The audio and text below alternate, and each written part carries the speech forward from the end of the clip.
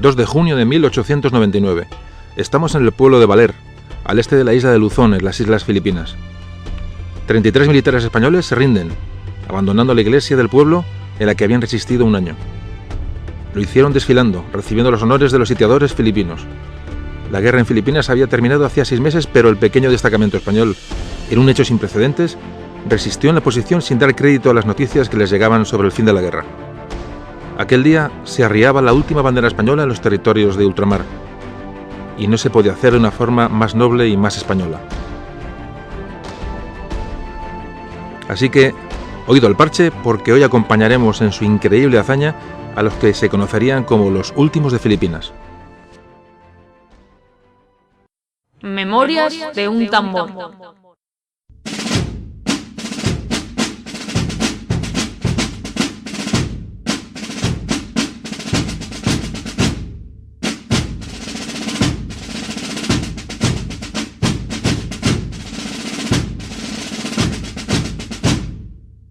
Hola, ¿qué tal? Aquí estamos otra vez para hablar de nuestra historia. Bueno, pues hoy vamos a hablar de el final del siglo XIX. Vamos a hablar de la guerra que mantuvo España con Estados Unidos, que provocó la pérdida de todas sus colonias, de las últimas que le quedaban y, una época muy difícil, muy complicada, que como todos sabéis, pues se caracterizó por una crisis a todos los niveles. Bueno, pues antes de meternos, como siempre, en el asunto, vamos a hablar un poco qué pasaba en España en aquella época. En la España de finales del 19. Bueno, vamos a arrancar de 1833. Comienza a reinar la reina Isabel II. Y para que reinara Isabel II, hija de Fernando VII, pues Fernando tuvo que cambiar las leyes. Promulgó una pragmática sanción en 1830, con lo cual anulaba una ley anterior por la que las mujeres no podían reinar. Y esto dio motivo, a unas protestas de un sector de la sociedad que apoyaba a su hermano Carlos, que consideraban como legítimo heredero al trono de España. Así que este conflicto entre los carlistas y isabelinos va a provocar, como todos sabéis, un periodo de guerras, llamadas guerras carlistas, que van a asolar España durante este periodo hasta bien entrado el siglo XIX. Pero bueno, vamos a hablar de Isabel II. Isabel II empezó a reinar y hubo una impopularidad en un momento determinado del reinado, porque Isabel se había apoyado en un régimen moderado, en un partido moderado. Se acumuló una crisis en 1866. Y si a todo esto le sumamos la muerte del líder moderado Narváez en 1868, provocó una sublevación popular que se conoció como la Revolución Gloriosa, la Revolución de 1868. Esa revolución va a dar al traste con el reinado de Isabel II, que tiene que huir a Francia. Se va a nombrar un gobierno provisional, un gobierno de Serrano, y Prim va a ser el ministro de la guerra. A causa de este movimiento, en 1869 se redacta una constitución en la cual admite el sufragio universal para los varones de más de 25 años.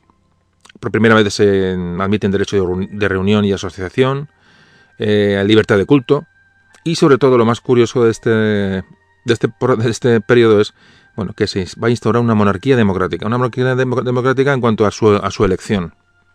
Se acuerda elegir un rey, se ha echado a Isabel II, que es de la Casa de Borbón, y se elige y se decide que tiene que haber otro rey.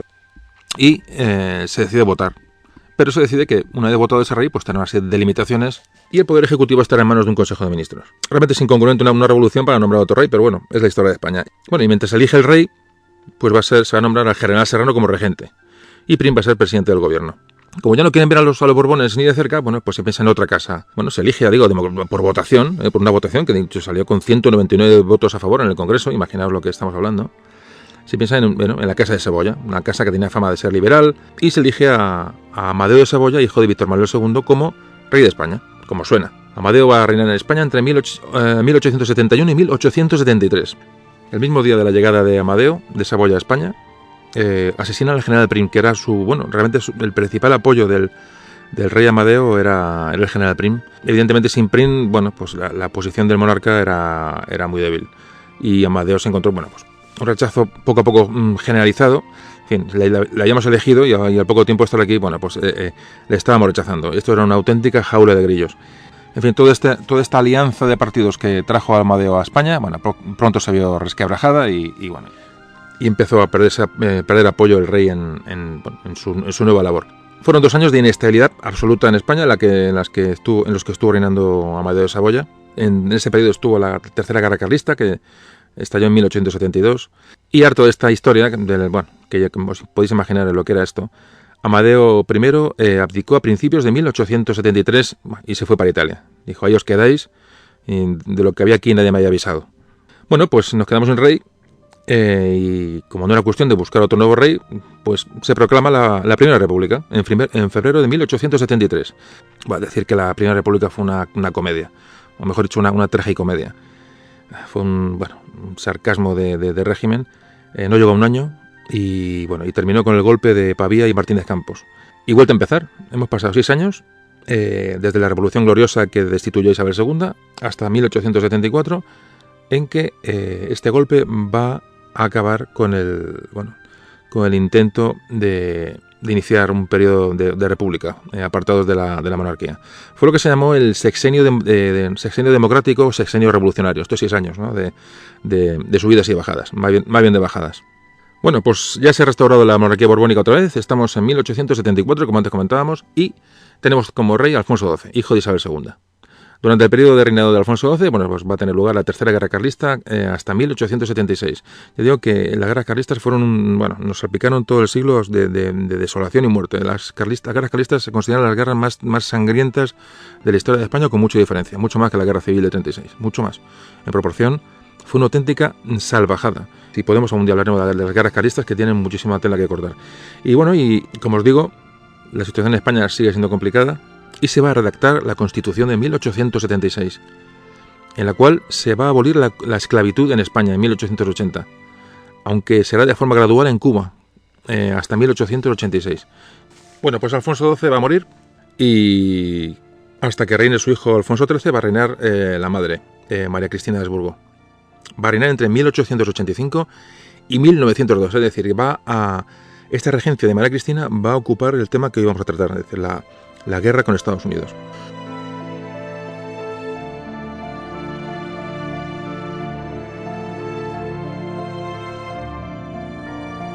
Durante esta regencia de María Cristina van a llegar a un acuerdo liberales y conservadores para hacer un turno en el gobierno. Es decir, la situación era tan difícil que pactan, Sagasta y Cánovas van a gobernar en un turno que la regente María Cristina va a observar con total tranquilidad y va a permitir. Pues nos encontramos ya en la época que se produce la guerra con Estados Unidos. Hemos llegado a 1897.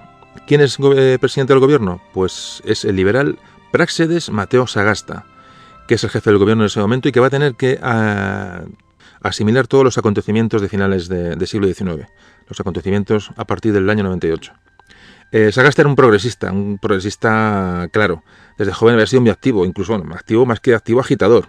Estuvo enrolado en los movimientos que derrocaron a Isabel II, participó en el último gobierno de la República, y pues con los años, como todo, pues suavizó su discurso bastante, y llegó, como decimos, a esta posición de pacto de alternancia de poder con Cánovas, durante la regencia de María Cristina. ¿Qué hizo Sagasta? Sagasta hizo, como medidas, pues amplió libertad de imprenta, por ejemplo, decretó también una libertad de asociación durante su gobierno, que permitió bastante, el desarrollo de un sindicalismo obrero. Instauró también el juicio por el sistema de jurados y, sobre todo, restableció el sufragio universal. Eso fue en 1890. Sagasta estuvo muy enfrentado con militares, de la línea dura, y sobre todo con los intereses de los terratenientes cubanos. Y aunque su idea era dar una pequeña grado de autonomía a Cuba, Puerto Rico y Filipinas, porque ya se veía venir lo que iba a pasar, no pudo realizar sus intenciones, y pasó luego lo que pasó. Pues ya digo que cuando empiezan a estallar las insurrecciones, era presidente del gobierno, sufrió la guerra contra los Estados Unidos, y aunque era una guerra imposible de ganar, pues para no desacreditar a la monarquía, al régimen, y dar lugar a otra posible revolución, ¿no? Porque pues se metió en la guerra con Estados Unidos. Cuando acabó la guerra, con la derrota de España, después del Tratado de París, pues tuvo que lidiar con toda la decadencia que nos vino durante, como todos sabéis, antes comentamos al principio, lo que supuso la crisis del 98, repercusiones políticas, económicas, morales. Y después, para terminar con esta introducción de la historia de España, pues ya en 1902, cuando Alfonso XIII tuvo la mayoría de edad, pues empezó a reinar. Y después vendría pues otra serie de asuntos, como la famosa aventura que nos metió en Marruecos. Pero esto ya no corresponde al tema que vamos a tratar. Y hasta aquí hemos visto un poco qué pasaba en España durante esa segunda mitad del 19 que nos introduce ya en el tema de lleno.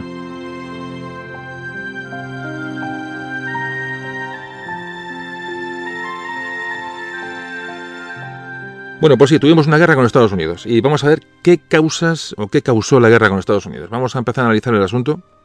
Bueno, pues a finales del 19 todas las potencias mundiales están tratando de competir por el control de territorios coloniales. ¿Por qué? Porque esos territorios daban a las potencias materias primas y también servían como lugar de venta de la industria nacional. Tener colonias era sinónimo de tener poder, de tener riquezas, ¿no? Entonces, cuando se produce la emancipación de todos los países americanos, se independizan de España, digamos, los territorios más ansiados y más posibles para las colonias, para las potencias europeas son los continentes de África y de Asia. Estados Unidos en ese momento, pues era un país pequeño, un país joven, que estaba emergiendo como un país poderoso, sin duda, pero no tenía colonias. ¿Cuál era la zona más cercana a Estados Unidos para empezar a expandirse? Pues el Caribe, donde pues casualmente se encontraban los últimos territorios del Imperio Español. Un Imperio Español, como hemos dicho antes, lo que hemos hablado durante la introducción de la historia, y imaginaos cómo estábamos nosotros como para defender territorios. Los problemas internos eran enormes y la pérdida de América, de los territorios americanos, pues nos ha dejado muy debilitados durante el siglo XIX. Estados Unidos empezó como antes decíamos, su expansión territorial desde esas 13 colonias que se independizaron de Inglaterra a mitad del 18 y va a duplicar su extensión. ¿Cómo lo duplica? Pues adquiriendo la Luisiana. La Luisiana, que llegó a ser española, cuando llegó Napoleón al poder, pues prácticamente obligó a España a devolver el territorio de la Luisiana, que es un territorio que no abarca solamente el estado actual de Luisiana, que podemos ver en un mapa, sino que abarcaba prácticamente lo que es el tercio central de los Estados Unidos, de lo que son hoy los Estados Unidos de Norteamérica. Como digo, Napoleón prácticamente obligó a España en el Tratado de San Ildefonso a devolver la Luisiana a Francia, y Francia vendió a Estados Unidos por $15 millones. En 1820... Estados Unidos se va a apropiar, y digo apropiar, mayúsculas, de la península de la Florida, poco a poco, con invasiones remotamente fundamentadas y remotamente o muy remotamente legitimadas. Bueno, pues se metió allí y acabó por comprar a España su último territorio en la Florida, por unos pocos millones de dólares que no llegaron ni a pagar, porque se descontaron de las reclamaciones que hizo Estados Unidos a España. Ni siquiera España recibió un duro por la Florida. Verdaderamente vergonzoso.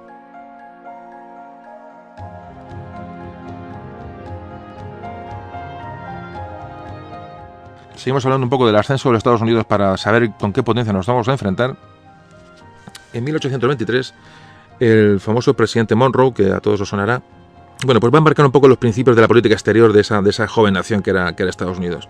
Y se lo pone muy claro a las monarquías europeas, monarquías que habían sido restauradas después de la derrota de Napoleón en 1815, y les plantea que se va a oponer radicalmente a cualquier intervención por parte de las potencias europeas en América, no solamente en Norteamérica, sino América, y considerará cualquier intromisión de potencias europeas, y ya digo, no solamente en Norteamérica, sino en todo el continente americano, como una amenaza para los Estados Unidos. Esto es lo que se conoció como la doctrina Monroe, que siempre se ha dicho que decía América para los americanos.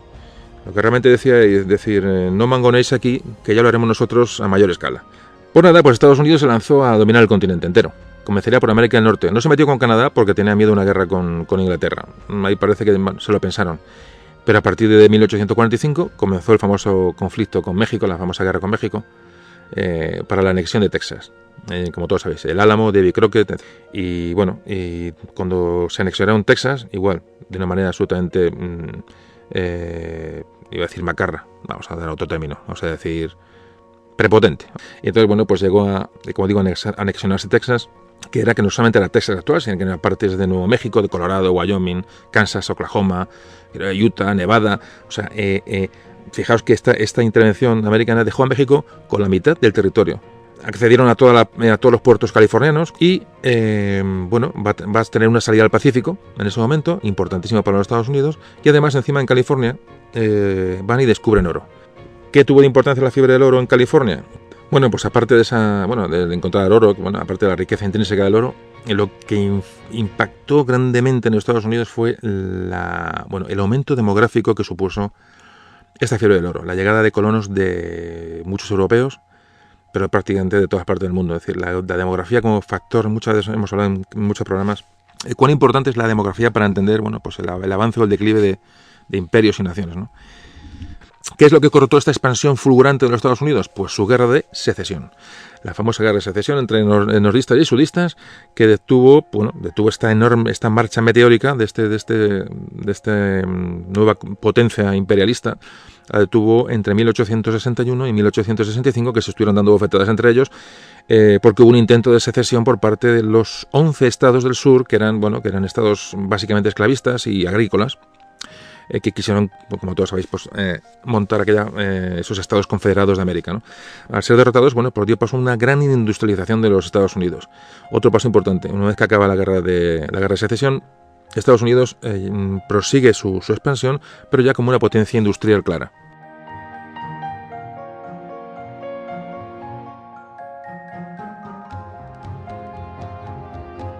Estaréis pensando que por qué hablamos tanto de Estados Unidos. Bueno, aparte que es interesante saber cosas, pero sobre todo vamos a ver con quién nos enfrentamos. Es decir, por qué España con Estados Unidos no tiene absolutamente nada que hacer. En 1867 compran Alaska. 1867 a un imperio ruso que estaba, pues, necesitado de dinero. Durante este siglo XIX, como antes les comentamos, Estados Unidos entró en la revolución industrial absoluta. Fijaos el crecimiento de Estados Unidos. Entre la guerra de secesión y la guerra con España, ya nos acercamos al momento que nos interesa, hablamos del final de la guerra de secesión en 1865 y la guerra con España en 1898. Fijaos, la producción de trigo la multiplicó por 3, la producción de maíz la multiplicó por 2, la producción de azúcar la multiplicó por 5, la de carbón por 8. Pero la producción de acero, en estos 30 y pocos años, la multiplicó por 50. Los metros lineales de vía férrea lo multiplicó por 6 en estos pocos años, y la producción de petróleo la multiplicó por 2. Y no solamente esto, sino que demográficamente, como antes comentábamos, tuvieron una enorme inmigración del noroeste europeo, fundamentalmente anglosajona, de irlandeses, británicos, alemanes, pero en la segunda mitad, con esta expansión industrial, fueron a Estados Unidos muchísimos chinos, europeos de cualquier procedencia, y muchos sudamericanos. En 1810 Estados Unidos tenía 7 millones de habitantes y en 1898 se tenía 73 millones de habitantes, año en que España se puso en guerra con ellos. Fijaos que en menos de 100 años de vida los Estados Unidos han tenido este enorme crecimiento, y con este resumen de Estados Unidos, que a lo mejor ha sido un poco largo, pero creo que es importante, esperamos haberos dado un poco las claves para comprender a quién nos íbamos a enfrentar.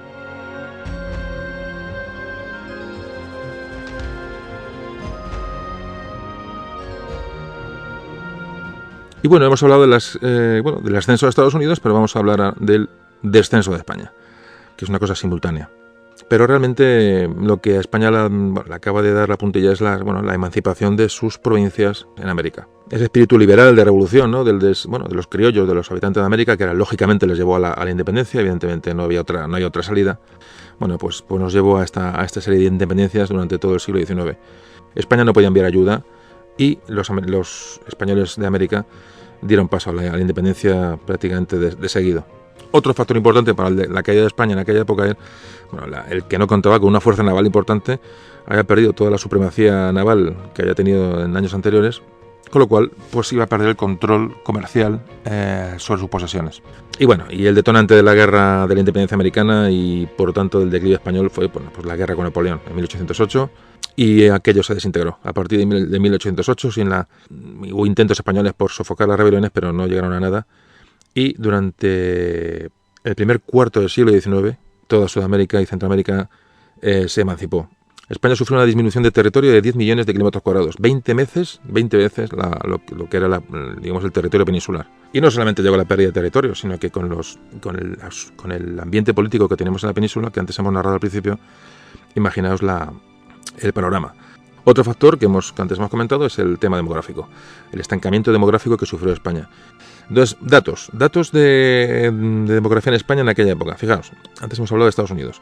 En España pasó de 1850 a 1898 de tener 14 millones de habitantes a 18. Prácticamente 4 millones de habitantes, prácticamente nada. y Estados Unidos entre estas mismas fechas, es decir, del 50 al 98, lo que es la segunda parte del siglo XIX, pasó de 26 millones a 81 millones. No hay que dar más datos. Y a todos estos desastres que vamos ya nombrando, para entender en qué situación nos enfrentamos al finales del 19, hay que sumar el estancamiento económico que supuso la pérdida de mercados en América. Ya no solamente que de la demografía, etcétera, que estábamos bastante tocados. Dependíamos mucho de capital extranjero, con lo cual para modernizar la industria nacional dependíamos de que entrara dinero de fuera. Una muy baja productividad, había, como antes decía, hay mucho proteccionismo de la poca industria que había. Ni siquiera la agricultura tuvo avance en aquella época, porque se buscaban masas de mano de obra y la maquinaria prácticamente ni existía. Nos estábamos quedando atrás. Así que como conclusión de todo esto que hemos contado del declive de España, ese declive de España, para empezar, cambió la estructura política de América. Ese vacío que dejó España, ese poder que dejó España en el aire, pues lo aprovecharía Estados Unidos, que fue la que ocupó su lugar en los territorios de ultramar. Así que nos encontramos ya en el final del siglo, donde todas las potencias europeas están buscando nuevas colonias en Asia y África para su expansión. Hay multitud de pactos. Nosotros lo que hacemos es perder los pocos territorios que tenemos, y el resultado de eso es que, después de todos los repartos coloniales que hubo, pues ¿qué le llegó a España? Pues nada, unas migajas en el norte de África, que lo único que nos supusieron fue dolor, sangre y problemas. Y con esto más o menos acabamos un poco la visión general de cómo se encontraban tanto España como Estados Unidos antes de encontrarse en la guerra que les iba a enfrentar a partir de 1898.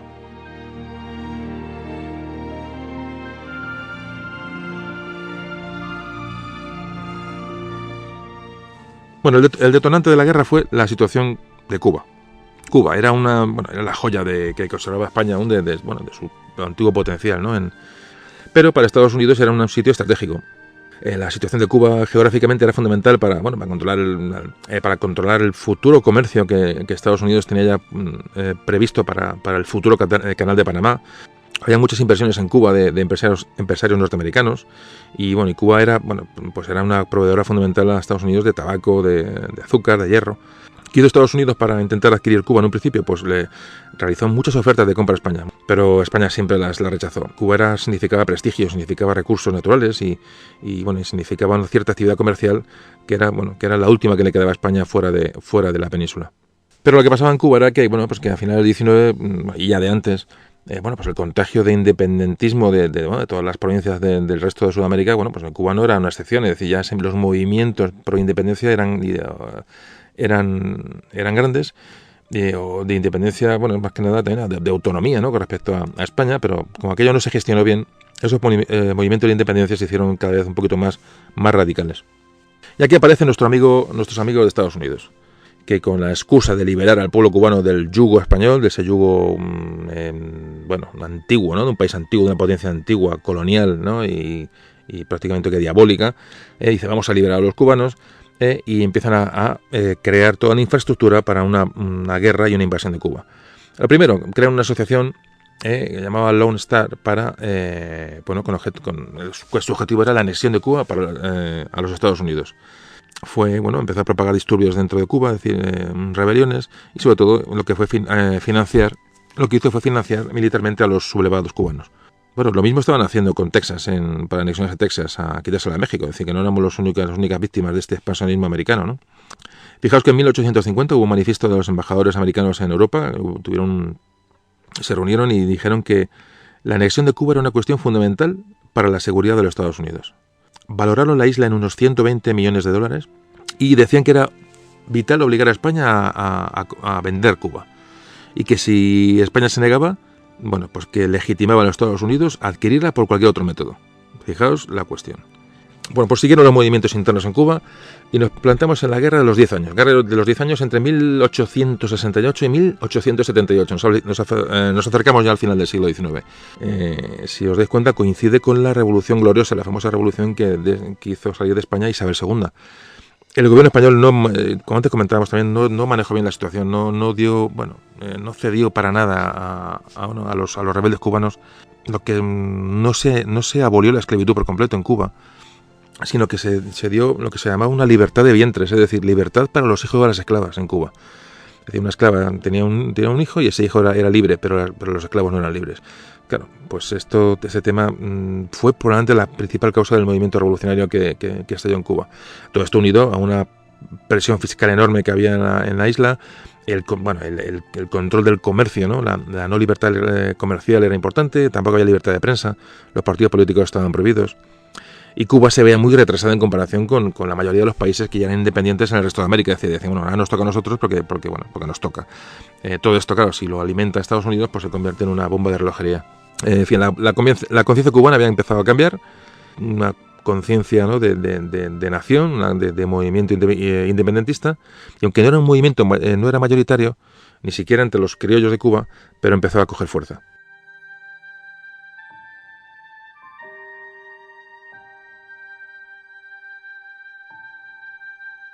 Esta guerra de los 10 años acabó en el 78 y España, el ejército español logró mantener la paz o el control de Cuba. Es decir, fue una victoria contra los sublevados.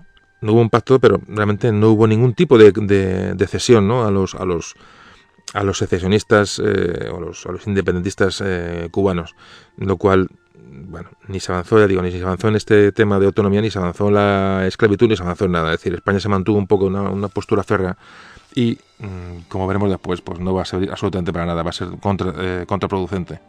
Años más tarde, en 1895, se va a producir la Guerra de Independencia Cubana, entre 1895 y 1898, una guerra que perseguía los mismos objetivos que la guerra de los 10 años. Estamos hablando de Cuba porque es realmente el origen del conflicto, pero estamos dando un poquito más de importancia a lo que pasó en Cuba para entender el resto. Este levantamiento de esta nueva guerra contó con ya mucha más organización militar y, sobre todo, clave era la intervención de los Estados Unidos. Es decir, los sublevados sabían que contaban con la ayuda de los americanos, con lo cual, sí, toda esta fuerza, todo este convencimiento, evidentemente tenía detrás al hermano mayor, ¿no? En fin, la verdad es que uno empieza a analizar los motivos y se encuentra que el comercio en Cuba estaba muy afectado por la legislación española. Los comerciantes, esa burguesía, pequeña burguesía comercial cubana, no tenía ningún tipo de salida. Además se producía, fijaos lo que son las cosas, unas presiones enormes de la burguesía textil catalana. Las empresas catalanas textiles ejercieron una presión enorme sobre el gobierno para que les dieran el monopolio de su industria textil, como antes comentamos, con medidas proteccionistas y en detrimento de la industria cubana. ¿Y qué pasó con Estados Unidos? Pues que vieron que había un ejército bien montado, un ejército independentista cubano bien pertrechado, estaba los mimbres para derrocar al gobierno español, y Estados Unidos se decía intervenir en ese momento. Tuvo mucha importancia la prensa americana. Tuvo un papel de desprestigio de España enorme, es decir, hacía falta que la población americana se viera involucrada en esta guerra, que vieran un motivo para atacar a España. Se decía que se valoraba mucho la lucha del pueblo cubano por liberarse de España, que estaban absolutamente subyugados, ¿no?, por un poder ilegítimo, etcétera, etcétera. Toda esta serie de historietas fueron las que llevaron a la opinión pública americana a ver bien una intervención en Cuba.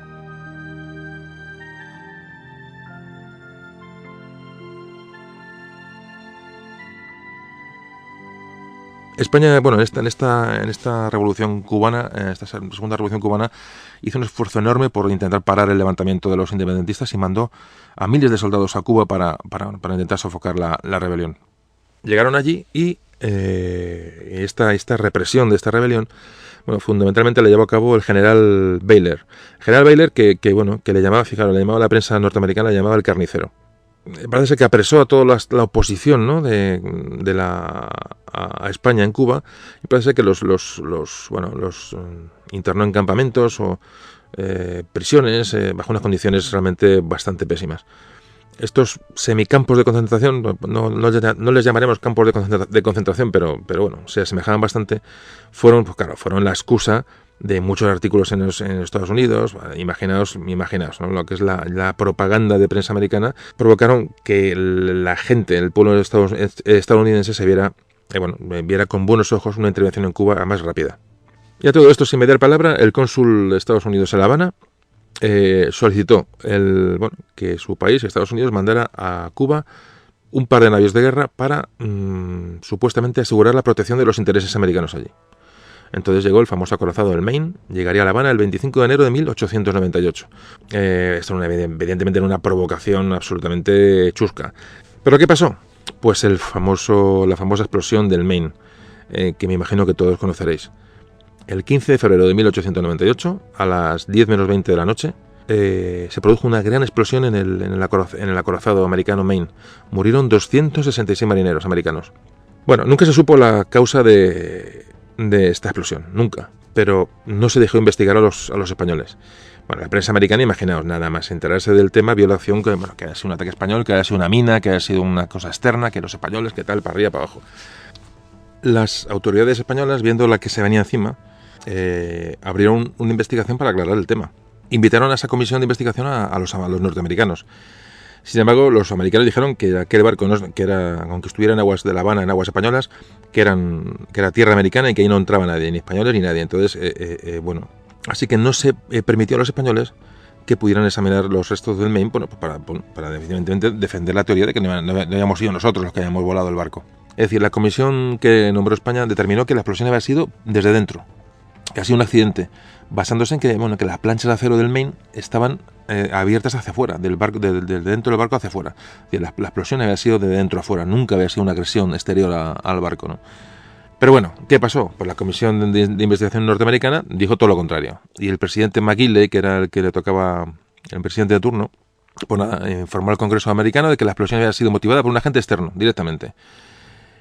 Pues nada, imaginaos, la opinión pública americana manipulada y engañada y la prensa dando bombo al asunto, y aparte, todo lo que se había hablado anteriormente sobre Cuba, pues ya se produce directamente, después de este hecho del Maine, se produce una campaña de reclutamiento de voluntarios para ir a la guerra a Cuba. Hoy día todo hace indicar que la explosión fue interna. Los Estados Unidos ni siquiera consintieron una comisión internacional que España solicitó, es decir, no dejó que nadie tocara el acorazado. Y lo que hicieron fue en 1911, para zanjar el asunto, reflotaron los restos del acorazado y fueron hundidos además unidos con banda de música, o sea, con un acto de solemne, en una fosa del Caribe. Así que aquí se acabó toda posibilidad de analizar qué pasó con el Maine.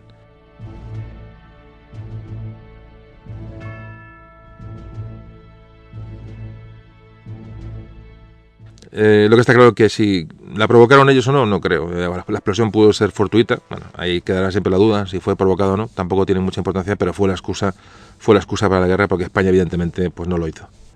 ¿Y qué hizo Estados Unidos una vez que se supone que el Maine fue volado por los españoles? Bueno, pues responsabilizó de las muertes a España del tal y directamente exigió su retiro inmediato de Cuba. No os penséis que hubo... No. Y muy, muy rápido. Habéis sido vosotros y os vais de Cuba. Ahora mismo, directamente.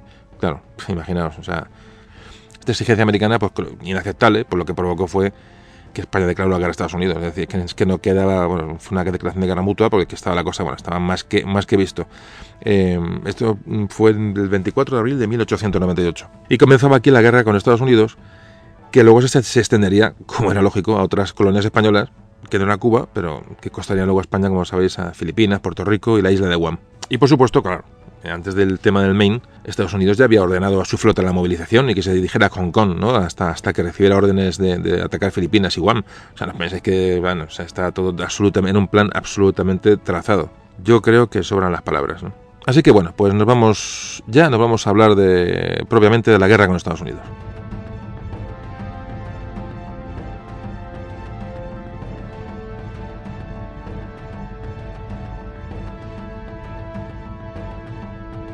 Bueno, aunque vamos a hablar de la guerra con los Estados Unidos, vamos a tocarla. Yo sé que a muchos os gusta la historia militar y las batallas, y a mí, y a mí también, y en fin, no deja de ser historia, pero es que no cabe más datos en un programa de estos porque nos vamos a ir a muchas horas de podcast y tampoco creo que haya que hacerlo tan largo. Hoy vamos a quedarnos, aunque tocaremos un poquito el tema militar muy por encima, vamos a dedicarnos un poco a la historia pura, al entorno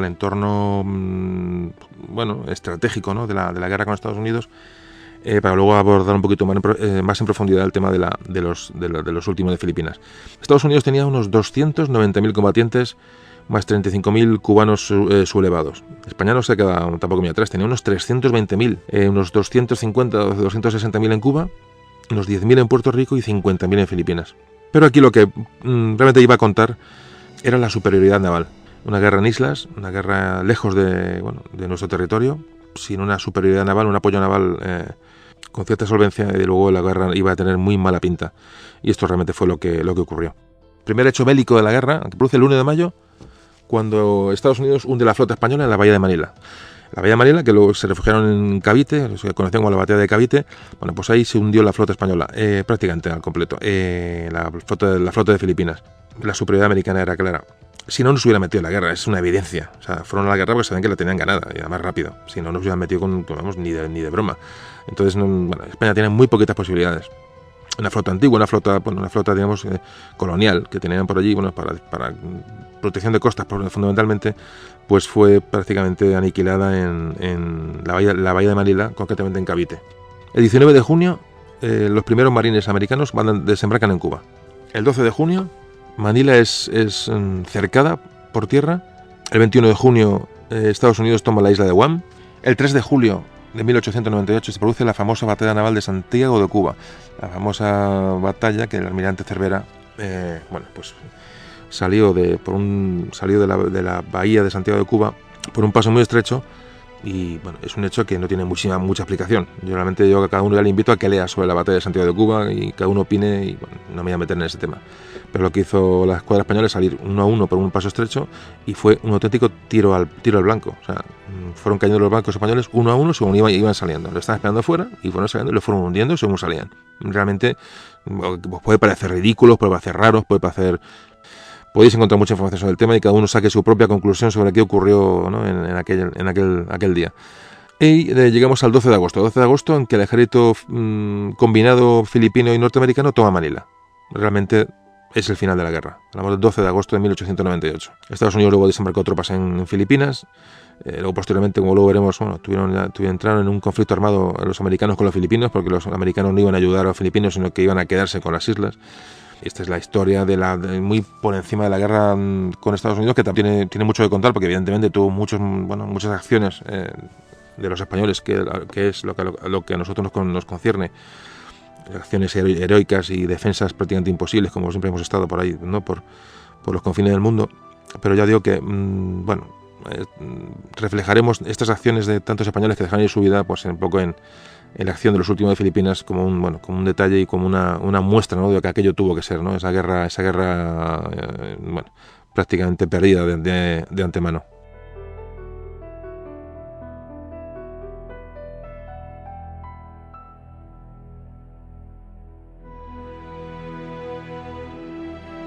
Así que llegamos al Tratado de París en 1898, en diciembre de 1898, prácticamente la guerra no duró nada, solo duró unos meses, donde se acuerda que Cuba sería independiente en 1902, España cedió a las Filipinas, Puerto Rico y Guam a Estados Unidos.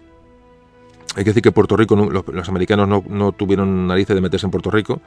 España luego lo cedió porque la guerra la perdió, pero los americanos en Puerto Rico fueron rechazados por muy pocos españoles que había de guarnición en la isla. Y el resto de posesiones españolas en Oceanía, las Islas Carolinas, las Islas Marianas, esto se vendió no pueden defenderse, y entonces se decidió la venta a Alemania. Se vendieron por 25 millones de pesetas. Fijaos qué cantidades, ¿no? Y acabó la guerra, y más o menos un resumen de lo que supuso aquella guerra para unos y otros.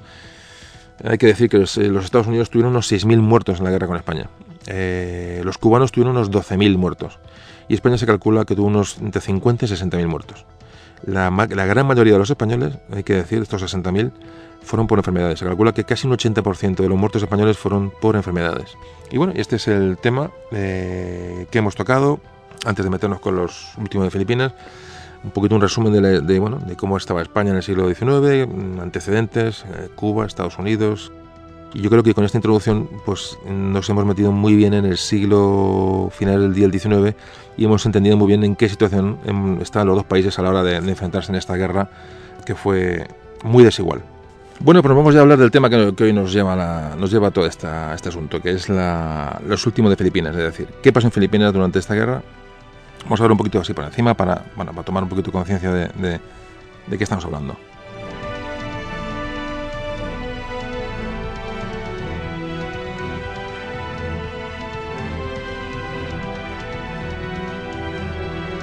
España en Filipinas, que como sabéis, como comentábamos en el programa de Magallanes y Elcano, fueron descubiertas por Magallanes en las Filipinas por el viaje de la vuelta al mundo. Realmente la colonización de Filipinas, que tampoco fue tal, porque no fue realmente una colonización en toda regla, pero comenzó en 1565, bajo el reinado de Felipe II, cuando llegaron por allí pues Andrés de Urdaneta y Legazpi, que a eso sí que le vamos a dedicar un programa seguro. El dominio de Filipinas fue realmente de la costa. Todas las zonas costeras fueron las que los españoles dominaron, porque el interior era muy complicado de dominar, eran vastas extensiones de selvas. Entonces los españoles se limitaron a controlar todas las costas, y realmente no hubo un gran desasentamiento de población. Pero realmente lo que sí hubo allí de español fueron funcionarios, militares, funcionarios, comerciantes, pero realmente población como tal no hubo mucha.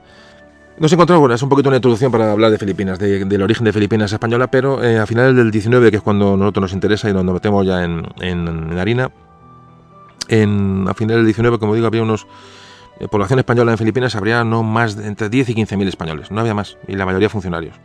Y como en Cuba, pues en Filipinas hubo también una sublevación, se produjo ese cambio en lo social, ¿no? en la gente de allí, esa pequeña burguesía, ¿no? comercial que emergía en las islas, tanto como pasó en Cuba, estaban muy encorsetados por la administración española y no tenían margen de maniobra. Los filipinos querían ser como los españoles de la península. Al igual que en Cuba, pues no hubo unas reformas claras, entonces no hubo voluntad de reformar. La primera revolución clara en Filipinas comenzó en agosto de 1896 y fue sofocada esta rebelión, aunque se contagió a otras zonas de la isla. En ese momento había en Filipinas unos 15.000 soldados, de los cuales 10.000 eran filipinos. La insurrección que hubo en Cavite lo que hizo que España mandara a Filipinas un ejército de 25.000 soldados de refuerzo. Fijaos el esfuerzo que tuvo que hacer España para mandar a Filipinas 25.000 soldados. Bueno, pues como siempre, una política represiva, realmente represiva contra los líderes filipinos y nacionalistas filipinos. Hubo ejecuciones, consejos de guerra. En fin, la verdad que fue una represión bastante dura que no hizo más que complicar la situación. Hubo intentos, de pacificación, de tratar con los filipinos, pero la suerte estaba echada. Los filipinos también sabían que los Estados Unidos estaban detrás. Es decir, estamos en el mismo caso que en Cuba, muy parecido. No tan evidente como en Cuba, pero una cosa muy parecida. La revolución era prácticamente imparable. Así que lo que pasó es que, aquella paz fue simplemente una tregua. Los españoles no hicieron ningún tipo de reforma. En la zona de Valer, que ahora hablamos un poco para ubicarnos, a esa zona llegó un destacamento de 300, 400 hombres de refuerzo con la idea de sofocar los últimos focos de rebelión filipina y de informar a la gente que el movimiento había acabado y, estabilizar la zona. Valer es un pueblo que está al este de la isla de Luzón, de la isla filipina de Luzón. Y entre medias había una sierra, la Sierra Madre, que hacía que el desplazamiento de un lugar a otro, desde Manila hasta Valer, fuera complicado. Tanto es así que se solía hacer en barco. Imaginaos cómo era el traslado por tierra, que merecía la pena más coger un barco y ir hasta el otro lado de la isla que hacerlo por tierra. Un poco para darnos una idea de lo incomunicada y aislada que estaba Valer con respecto a la capital Manila, que era la capital administrativa de España en Filipinas. Valer se fundó en 1609, la fundaron unos misioneros franciscanos. Estaba justamente al lado de una bahía y estaba más o menos a unos 230 kilómetros de Manila. Hablamos de 230 kilómetros por tierra y cruzando sierras, es decir, estaba, como te comentaba, en un lugar bastante difícil de comunicar uno y otro. Y pertenecía a la provincia de Nueva Écija. Y dentro de esta nueva provincia estaba dentro del distrito del Príncipe, del que era capital. Es decir, era una capital de distrito dentro de la provincia de Nueva Écija en Filipinas. En ese distrito que Valer era capital, la ciudad más importante, repito que Valer era prácticamente un pueblo, al frente de este distrito, España había nombrado un comandante militar. Comandante militar que vivía en Valer, que tenía el cargo de capitán. Era un capitán del ejército el que ejercía de comandante en esta capital de distrito. Y hacía de administrador de todo, administrador de justicia, llevaba los correos, llevaba, en fin, todo. Como podéis imaginar, era un militar, pero que era el gobierno de España en aquel distrito.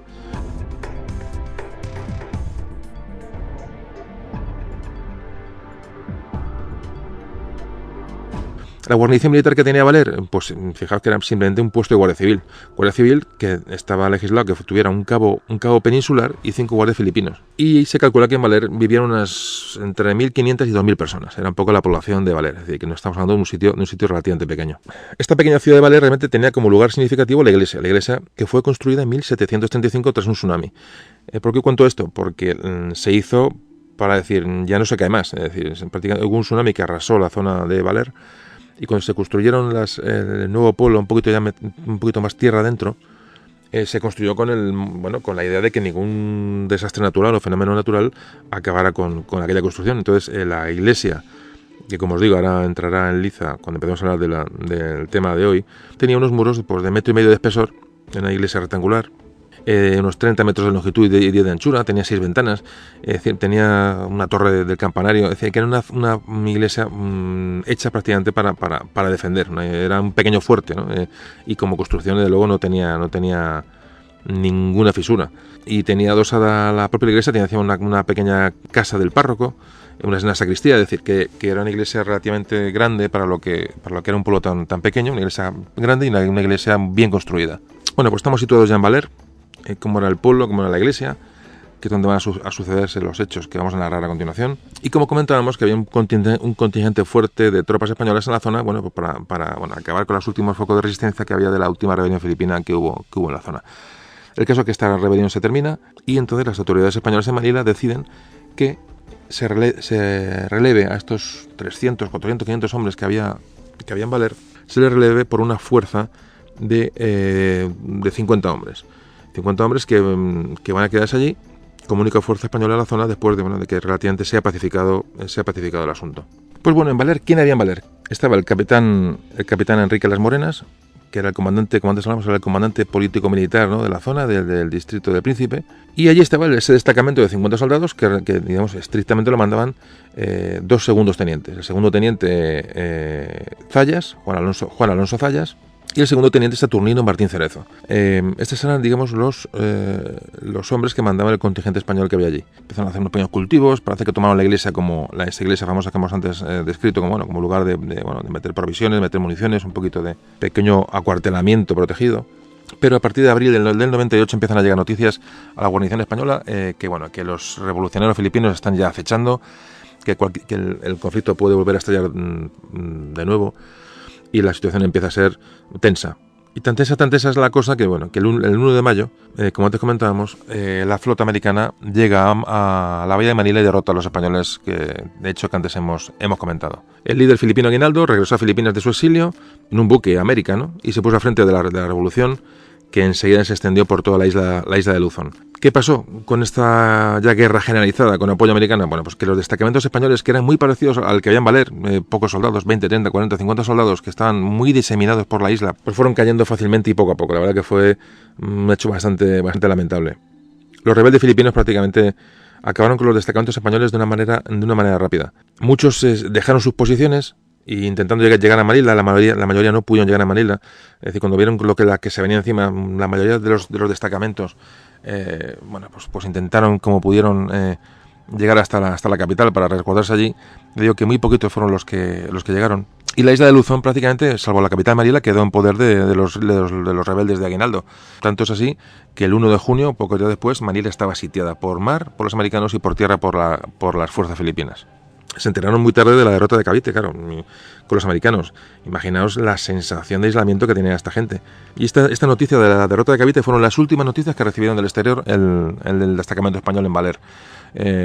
Ya los filipinos, digamos, cortaron las comunicaciones con Manila y con las ciudades más importantes cercanas, y los españoles ya fue el último mensaje que recibieron del exterior con esta noticia.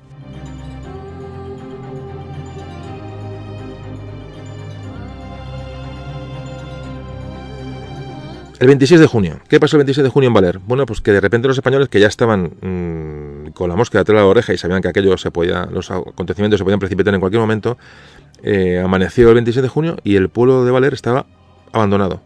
No quedaba nadie. Es decir, la población civil abandonó el pueblo, con lo cual imaginaos, dijeron, aquí se masca la tragedia. Directamente se producen tres deserciones en el contingente español. Un cabo y un sanitario filipinos y un soldado, un asistente que llevaba el teniente Martín Cerezo, un tal Felipe Herrero, también deserta. Ahora sí que los españoles dicen, vamos a la iglesia, vamos a trincherarnos aquí porque es el único lugar que nos puede proteger de un posible ataque. Y lo que hicieron, pues llevar ya toda la munición, estaban allí, todos los alimentos que los llevaron dentro de la iglesia. Durante ese día se produce la deserción de otro soldado. Todos los soldados continuaron acondicionando la iglesia. Parte de la casa del cura, la echaron abajo para, acondicionarla para la defensa. Abrieron aspilleras en las zonas estratégicamente importantes del recinto, es decir, prepararon la iglesia para la defensa, y fue lo que les llevó prácticamente durante varios días, el trabajo de varios días, prácticamente hasta primeros de julio. Estuvieron en trabajos de acondicionamiento defensivo de la iglesia. Hacían patrullas por fuera, ahora aún no estaban metidos en la iglesia, pero hacían patrullas por el exterior para ver qué podían ver, qué podían detectar. Y tras varias patrullas, en la mañana del 30 de junio, una patrulla que mandaba Martín Cerezo, el teniente Martín Cerezo, sufrió una emboscada, y ahí se dieron cuenta que los filipinos estaban cerca, tuvieron un herido, y regresaron a la iglesia, y ahí sí que ya se metieron dentro, viendo que las cosas se ponían feas. Detectaron que los sitiadores filipinos eran un número muy elevado, que estaban armados y bien armados, y que la única posibilidad de sobrevivir era meterse en la iglesia e intentar esperar a que alguien viniera a ayudarles, o cualquier otra acción que les pudiera sacar de aquel embrollo.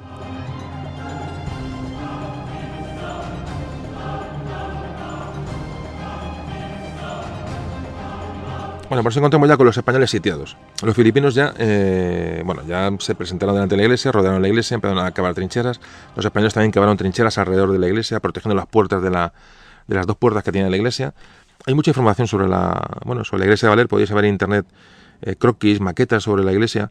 Merece la pena por ver cuál era la distribución de las trincheras, cómo era, imaginaos un poquito de lo que estamos hablando, porque así nos hacemos una idea un poco de lo que estamos hablando. Total que, como antes decía, los filipinos les dicen a los españoles, le dan mensajes textuales, le dicen: estáis rodeados, los españoles han capitulado, evitad el derramamiento de sangre. Los españoles vieron que la cosa iba en serio. Entonces lo que intentaron fue construir un pozo dentro de la iglesia, y milagrosamente encuentran agua a unos 3-4 metros de profundidad. O sea que aquello fue realmente lo que hizo que pudieran permanecer en la iglesia y soportar un asedio. El día siguiente encuentran otra nota en la puerta de la iglesia. Los filipinos les dicen que Manila era la única ciudad que quedaba por caer y que estaba sitiada. Les decían que 20.000 filipinos estaban cercando la ciudad, que estaban sin agua y a punto de capitular, y que ellos capitularán porque, si capitulaban, pues les tendrían algo de condescendencia con ellos. ¿Y qué hizo el capitán comandante del distrito, el capitán Las Morenas? Pues les mandó un mensaje diciendo que les instaba a someterse otra vez a la obediencia de España, y que si decidían regresar con su patria, con España, pues que serían bien recibidos. Imaginaos la respuesta. El siguiente mensajero, imaginaos, era uno de los soldados españoles que había desertado. Parece ser que le hablan, ¿no?, de fuera. Él estaba fuera, los españoles dentro de la iglesia le hablan que se meta con ellos, que está a tiempo, que no va a pasar nada, que se ha equivocado, que vuelva con ellos, que su sitio es aquel, tal. Entonces, el desertor dice que no, y se dio media vuelta y tal. ¿Qué pasó? Volvieron a mandar otro emisario que era otro desertor español que había desertado con los filipinos. Bueno, pues este desertor se ataca a la iglesia, y los españoles le dicen a los filipinos que, como sigan mandando este tipo de emisarios, que lo van a recibir a balazos. O sea, que no manden más desertores porque se lo van a cargar.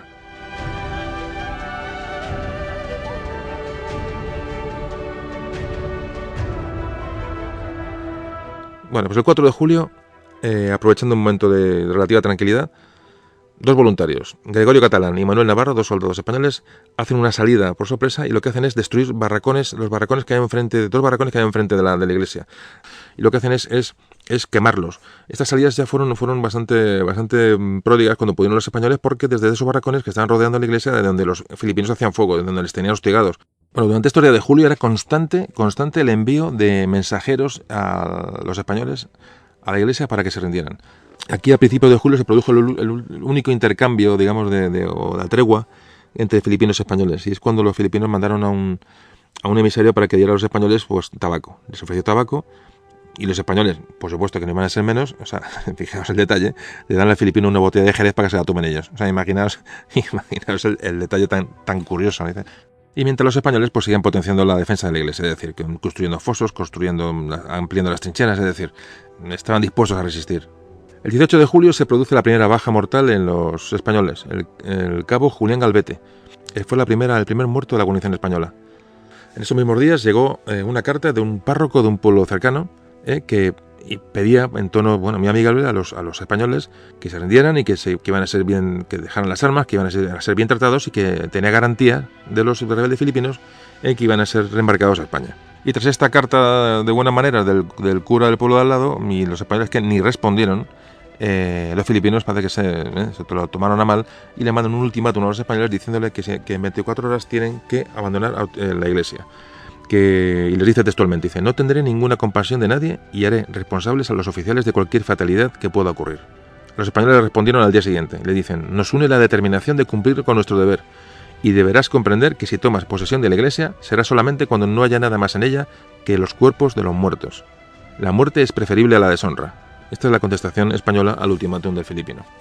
Bueno, pues parece ser que cuando acaban estas 24 horas de este ultimátum último que dan los filipinos, lo que hacen es, de repente, se abre un fuego total sobre la iglesia de Valer, de todos los lugares donde estaban apostados los insurgentes, y dura el tiroteo hasta la mañana siguiente. Están toda la noche recibiendo disparos. ¿Qué hicieron los españoles ante ese ataque? Bueno, pues para ahorrar munición y provocar a los filipinos a que intentaran asaltar la iglesia, que era lo que los españoles querían, porque tenían una posición absolutamente ventajosa, no responden ni a un solo disparo. Parece ser que los españoles también, encuentran unos pequeños cañones antiguos, pero antiquísimos cañones, ¿no? que parece que los medio montan con unas cuerdas sobre unas vigas de la iglesia y con un poco de pólvora que tiran de fusiles y tal. Bueno, hacen un cañón un poco artesanal y llegan a disparar contra los filipinos con estos cañones que encuentran antiguos. O sea, la verdad es que no solamente no se rinden ni dan muestra de ningún tipo de debilidad, sino que abren fuego prácticamente con lo que encuentran a mano. Y a últimos de julio, el comandante filipino lo que hace es amenazar con utilizar un cañón si no se rinden los españoles.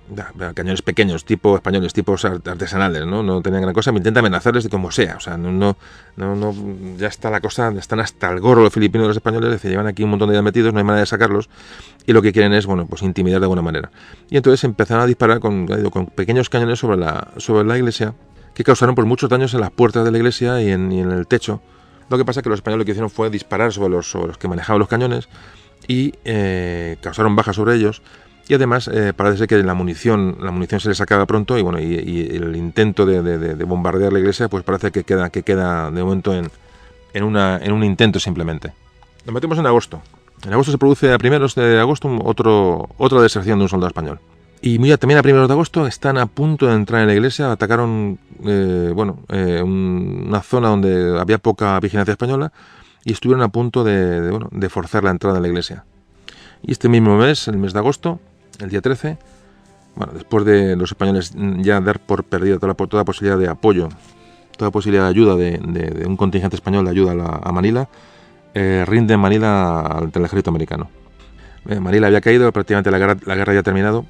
Y lo que no sabían los soldados españoles y americanos en Manila es que justamente el día anterior se ha firmado un pacto, un tratado en Washington, por el que ya se establecía un alto el fuego entre España y Estados Unidos.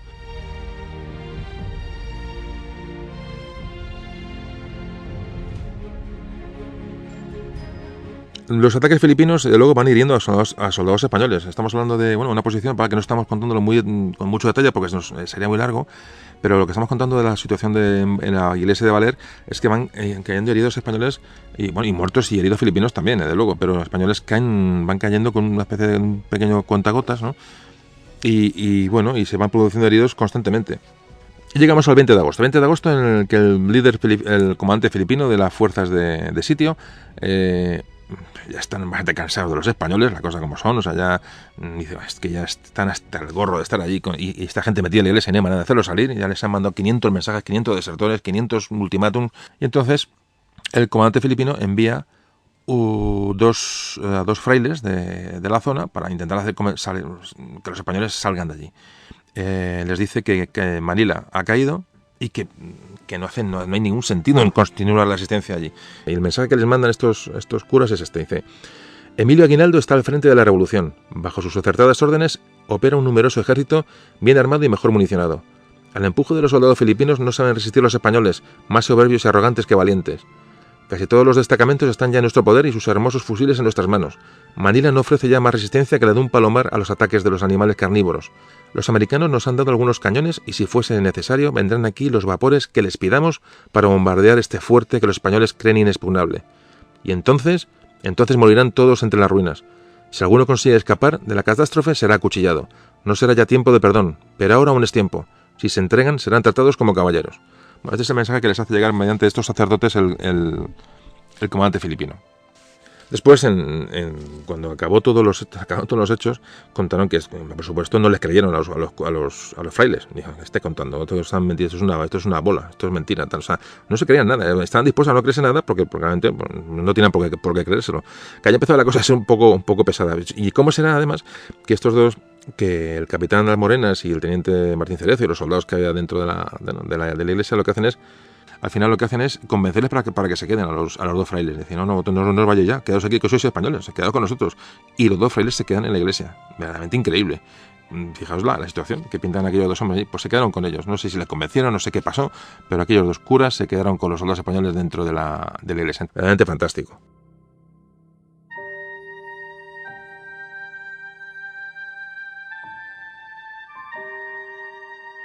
El 25 de agosto muere el padre Gómez Carreño. El padre Gómez Carreño ya estaba dentro de la iglesia con los sitiados. Era uno de los frailes que estaba con los sitiados.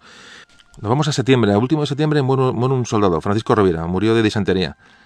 Ese mismo día llega una carta a la guarnición firmada por el gobernador civil de Nueva Écija, en la que informa al capitán comandante del distrito de Valer, capitán de las Morenas, que las Filipinas han caído. Por supuesto, no se lo cree. Lo toma como una treta, como una carta de los filipinos, es decir, todos son tretas.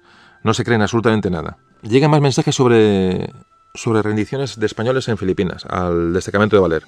Van llegando cartas y notas a los españoles que les hacen llegar diciendo que el destacamento de tal sitio han caído con nombres, con apellidos, el teniente fulano, el capitán fulano, el tal, o sea, todos van dando vida, pero los españoles dicen que le están contando, de eso nada.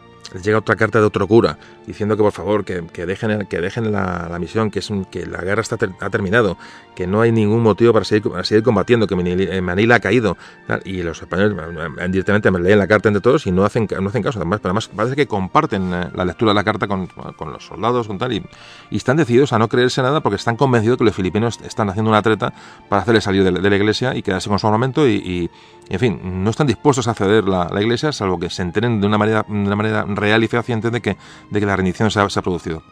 El 1 de octubre ya España y Estados Unidos negocian en París y ya están preparando las condiciones de paz, las condiciones de entrega de los territorios, etcétera, etcétera, y nuestros hombres siguen en Valer como si nada, absolutamente como si nada. Fijaos iba a decir cómico, porque realmente es por lo menos curioso la situación. La verdad que es un caso único. Y mientras en Valer, pues siguen muriendo soldados. Van a morir por enfermedad un cabo, el cabo José Chávez y el soldado Ramón Donat. Mueren en octubre, a primeros de octubre. Murieron de beriberi. El beriberi es una enfermedad muy típica de allí, una enfermedad como cuando hablamos del escorbuto en los barcos, cuando hablamos del cano, etcétera. Son muertes por falta de vitaminas, de comida fresca. En este caso, la falta de vitamina B1. Además, son muertes muy complicadas porque tienen problemas nerviosos, están la gente, problemas cardíacos. Son muertes complicadas, muertes muy, muy duras.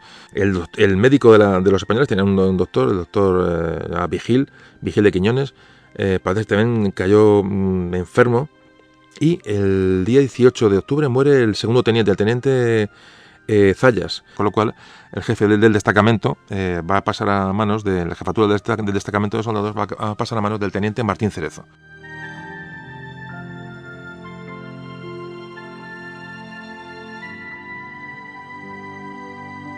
Los soldados estaban absolutamente desatendidos, enfermos, cansados.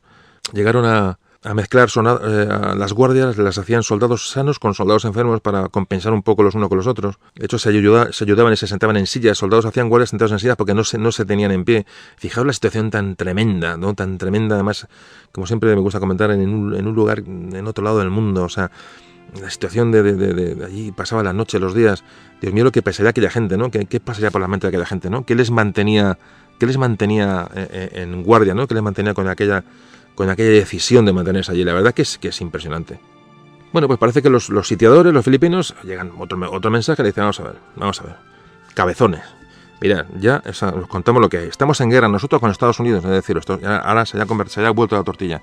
Los rebeldes filipinos que querían su independencia se han encontrado con que los Estados Unidos ya lo que querían era mangonear, evidentemente, y comienza una guerra, de hecho, entre los filipinos y los americanos que han sido aliados contra nosotros. Bueno, pues parece que le explican a los españoles la situación. Los españoles, por lo menos, que se ríen y dicen, me estoy contando, ese es un cuento malo. O sea, le dicen que los americanos están... O sea, fijaos hasta dónde llega ya la desesperación incluso de los sitiadores. Es decir, están hasta el gorro de estar allí rodeando aquella iglesia que no hay manera de que salgan lo que están dentro. Y fijaos la situación, al final de este mismo mes, después de todos estos parlamentos, mueren otros 3 hombres más. Mueren los 3 de la misma enfermedad, de beriberi. Muere el soldado José Lafarga, el soldado Miguel Pérez y el soldado Román López. Luego, las condiciones de vida eran tremendas, iban muriendo, los iban enterrando dentro de la iglesia. Imaginaos lo que tuvo que ser aquello.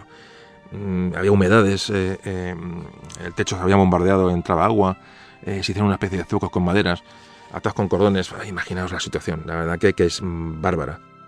Y mientras tanto, los tratados con Estados Unidos se seguían produciendo, estamos hablando de finales de octubre de 1898, y en la iglesia de Valer seguían resistiendo y cada vez más enfermos y con una situación mucho más crítica. En la primera quincena de noviembre murieron 4 soldados: Juan Fuentes, Baldomero Larro, Manuel Navarro y Pedro Izquierdo. Y digo los nombres porque me apetece, porque creo que se lo merecen, simplemente. No los hemos conocido, ni los conoceremos, ni nos conocerán ellos a nosotros, pero bueno, es un homenaje que les hacemos todos, ¿no? Recordar su nombre mientras escuchamos esta grabación. Creo que vale la pena.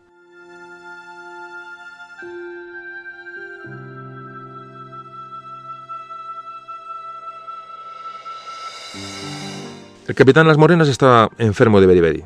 Está bastante grave, pero seguía firmando las respuestas a los emisarios filipinos, las seguía firmando él como jefe de la comandancia. Y fijaos qué maravilla. Muy poquito antes de morir, fijaos la nota que le manda una nota a los sitiadores, les manda una carta en la que invita a los sitiadores, a los insurrectos filipinos, les invita a rendirse diciendo que serán tratados con benevolencia y amnistiados. ¿Qué os parece? Impresionante, realmente impresionante.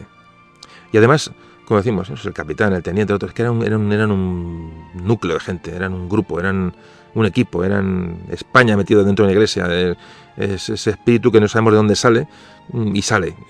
Ya digo, que no solamente que hay un jefe que está loco, y no, es que están, luego hablan de, aunque hubo deserciones, no hubo muchas para las que puede haber habido, pero fijaos lo que estamos hablando, es que era un espíritu de unión de aquellos hombres que desborda todo lo conocido. O sea, es realmente por eso el hecho de los últimos de Filipinas, bueno, merece la pena contarlo con un poquito más de detalle de lo que hemos hecho otras cosas. Pues nada, los filipinos leen la carta del capitán Las Morenas, imaginaos, bueno, pues parece ser que se les insultaban, o sea, evidentemente hablaban todos castellano, hablaban todos español. Esto era muy común, los insultos de uno a otro. Imaginaos la situación. Y los filipinos leyeron la carta y, bueno, les insultaron a los españoles y os cuento, les amenazaron.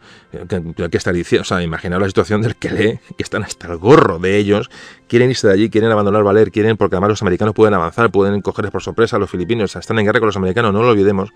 Están en una situación que puede ser de riesgo incluso para ellos mismos y quieren sacar ahí el destacamento español como sea.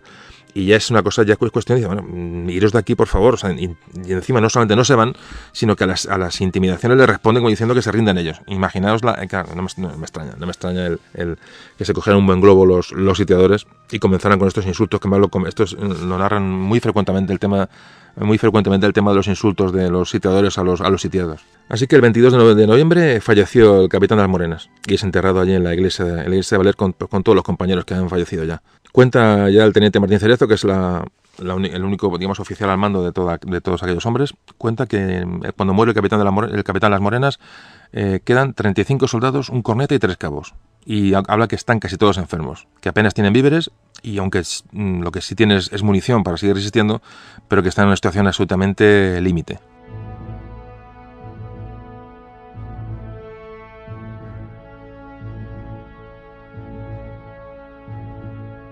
Bueno, pues estamos ya a finales de noviembre en una serie que empezó en junio, casi nada, y seguían los mensajes de los filipinos, mensajes tras mensajes, no cejaban el intento de convencerles por uno u otro modo de que salieran de la iglesia, que se rindieran, que no iba a pasar nada, que tal. Imposible. Seguían, y tras los mensajes y las respuestas negativas, pues volvían los ataques, volvían los momentos de tensión, los muertos, claro, parece la situación, y dice, bueno, que el sitiador y el sitiado parece que están de broma, ¿no? Se estaban matando unos a otros. Los filipinos tuvieron muchos muertos durante este sitio. Hemos hablado de los muertos españoles, pero los filipinos tuvieron muchas bajas, ¿no? El teniente Martín Cerezo lo que hacía ya es rechazar los mensajeros. No quiere escuchar nada. Me van a mentir, me van a intentar engañar. Todo lo que me mandan es mentira, y ya empezó a rechazar a los sitiados. Y para que no se interpretara que dentro de la iglesia estaban sin fuerza, estaban desanimados, estaban con tal, lo que hizo fue ordenar que se hicieran todas las tardes unas pequeñas fiestas. Y todo el personal que estuviera fuera de guardia, que fuera de las trincheras y fuera de la torre y fuera de las aspilleras, los pocos que quedaban ya, que montaran todo el ruido posible, que montaran jarana y que cantaran. Entonces cuentan que cuando empezaron las primeras músicas, los primeros cánticos, parece que empezaron los insultos otra vez de los filipinos a los españoles desde fuera. Empezaron a insultar, y de ahí pasaron a los disparos. O sea que lo que animó a los sitiados fue eso, decir, joder, les estamos mosqueando. Fijaos yo no sé, guerra psicológica, realmente yo creo que es prácticamente desesperación, ¿no?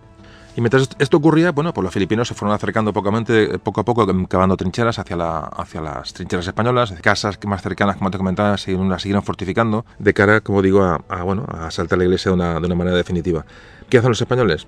Pues dos soldados enfermos, cansados, se ofrecen voluntarios para salir y prender fuego a las casas que están reforzando los filipinos, lo que ya hicieron unos meses antes. Los soldados son Juan Chamizo y José Alcaide. Bueno, pues estos dos hombres, evidentemente animados, no se sabe por qué, por compañerismo, por todo, ¿no? Lo que hacen es se ofrecen voluntarios y dicen, vamos, salimos fuera y vamos a intentar quemar las casas de tal. Y efectivamente, y lo consiguen. Nos metemos en diciembre. Entonces en diciembre y fallece otro soldado, Rafael Alonso, también de Beriberi. Al morir este hombre, pues para levantar un poco la moral, el día de la Inmaculada, la que es fiesta en España, pues manda hacer unos buñuelos y parece que les da unas latas de sardinas y café a toda la gente. Bueno, y parece que aquello pues se toma no dejar un motivo festivo, un motivo de reunión entre ellos. Hablamos de que eran cazadores. Cazadores eran, las tropas españolas de este destacamento eran cazadores. Cazadores son fusileros. Realmente cuando se llama cazadores a una infantería ligera, a un soldado con un fusil, pues en este momento se le daba el nombre de cazador. Era una manera de denominarlos, ¿no?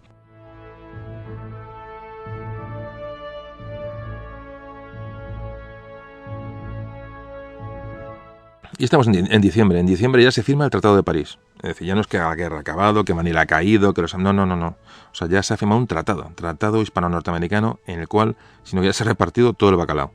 Y los nuestros, pues eso, intentando tomar café, tomando buñuelos, vacilando a los filipinos. Realmente, ya digo que es mucho más memorable de lo que nos han contado las películas y todo. Yo realmente lo veo así. Estamos en diciembre. Estaban todos ya tan enfermos y con una escasez de alimentos frescos que saben que muy cerquita de la iglesia había unos pequeños huertos, ¿no? Que había calabazas, pero sobre todo calabazas, que es lo que más se daba por allí. Y lo que hacen es intentar hacer una salida a buscar comida, a comida fresca. Habían pensado hacerlo en Nochebuena, el día 24. Pero parece ser que el doctor Vigile Quiñones, que es un teniente médico, está tan grave que adelantan un poco la salida para intentar salvar a este hombre de eso, darle alimentación fresca, o se moriría en nada. Realmente cuando habla Martín Cerezo, el teniente Martín Cerezo, que a ver cuántos hombres tiene para hacer esa salida ya prácticamente a la desesperada por alimentos, cuenta la gente que tiene disponible. Cuando digo disponible es que medio puede correr. Solo cuentan con 20 soldados para intentar hacer la salida. Así que la mañana del 14 de diciembre parece ser que un cabo y 14 hombres elegidos de este grupo salieron corriendo por un boquete del tapial. Lo que es el factor sorpresa. Los filipinos no esperaban la salida. Claro, ven disparos, ven españoles salir por todos lados, claro, y salieron corriendo de allí diciendo que estos de dónde salen, ¿no? De dónde salen tantos y con tanto estruendo, ¿no? Y lo que hacen es prácticamente quemar todas las posiciones filipinas que hay alrededor. O sea, cómo sea la huida de los filipinos, que los españoles, los 14 soldados que salen, les da tiempo a quemar absolutamente todo lo que encuentran. Por los españoles, que no tuvieron ninguna baja en esta acción, otra acción milagrosa, volvieron con frutas, con calabazas, trajeron absolutamente de todos. Y como hablan que les salvó prácticamente la vida a muchos de ellos, porque automáticamente en el momento que esas verduras, esas frutas que trajeron a la iglesia, cómo les salvó a muchos de la enfermedad del beriberi y cómo se recuperaron un poco de esa debilidad extrema que estaban a punto de llevarles a la muerte. Cuentan que el médico enfermo, Vigil de Quiñones, al jefe de la salida, al cabo que llevó a esos hombres a hacer la acción, se llama José Olivares, como el teniente le regala su reloj en señal de agradecimiento porque sabe que le ha salvado la vida. Es decir, esas verduras, esa comida fresca, le ha salvado la vida al médico. Y los filipinos lo que hicieron fue, bueno, pues cuando se reorganizaron y vieron que, bueno, que se han vuelto para adentro, pues volvieron a intentar, ya más lejos, a crear otra vez trincheras, un poquito más lejos, a las casas que habían quedado medios, no se habían quemado del todo, no se habían destruido del todo, empezar a reforzarlas para seguir el asedio. Ya era una cuestión de, bueno, o tú o yo, ¿no?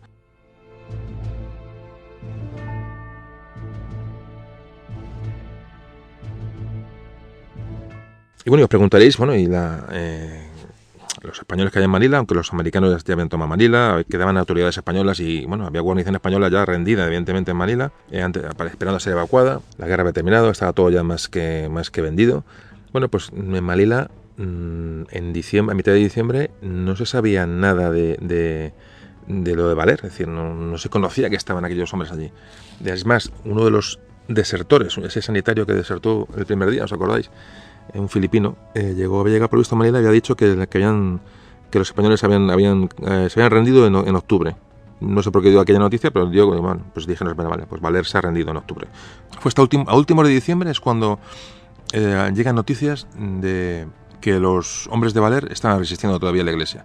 Hablamos ya muy metidos en diciembre. En este mismo diciembre cuentan que los filipinos, fijaros ya lo que llegaron a utilizar, llegaron a lo que los españoles dijeron que eran reclamos femeninos. Pues llegaron allí filipinas medio desnudas, llamando a los españoles. O sea, imaginaos ya lo que intentaron los filipinos. O sea, estaban desesperados. Para ya intentar esto, que estaban muy desesperados. Y como Martín Cerezo, el teniente español, dice que, textualmente dice, la situación lamentabilísima en que vivíamos quitábale su poder al reclamo femenino. Nos guardaba muy bien contra la sensualidad y sus deseos. Es decir, no estaba el horno para bollos. Fijaos lo que llega a decir el teniente. Sí, poned lo que queráis, que nosotros bastante tenemos con mantenernos de pie, ¿no? Ya estamos acabando el año 1898 y parece que ya, bueno, hay un general filipino, un insurrecto filipino, general, que tenía, bueno, tuvo muchos prisioneros españoles en la guerra de Filipinas, otro tema también que es bastante triste, que algunos llegaron a España, otros volvieron y otros no volvieron. Hablando de muchos miles de españoles que cayeron en manos de los insurrectos filipinos. Bueno, pues un general filipino parece ser que manda a Valer, les llega que en Valer hay una guarnición española que no la rinde nadie, o sea que aquello ya tal, y entonces parece ser que manda a un capitán de la Guardia Civil a hablar con los sitiados. Ni caso, tampoco fructifica la historia. O sea que no le creen, es decir, creen que se han pasado al lado filipino, que están amenazados, es decir, no se fían, y hasta que no tengan una prueba realmente tangible de que tienen que rendirse, que España ha perdido las Filipinas y que la situación es la que les cuentan, los españoles ni se plantean salir de la iglesia, pero es que ni se lo plantean. Cuentan después que los españoles en Nochebuena llegan a Navidades y celebraron la cena de Nochebuena con calabaza, hicieron un dulce de cáscara de naranja y con café. Pasa que el arroz, cuentan que se estaba acabando el arroz, es decir, ya las condiciones empiezan a ser muy, muy, muy complicadas, más de lo que lo eran hasta entonces. Siguieron cayendo soldados heridos, ya estamos hablando durante el mes de enero, sigue el asedio y nos metemos en febrero. Hemos quitado un mes de un plumazo, pero imaginaos un mes en aquellas condiciones.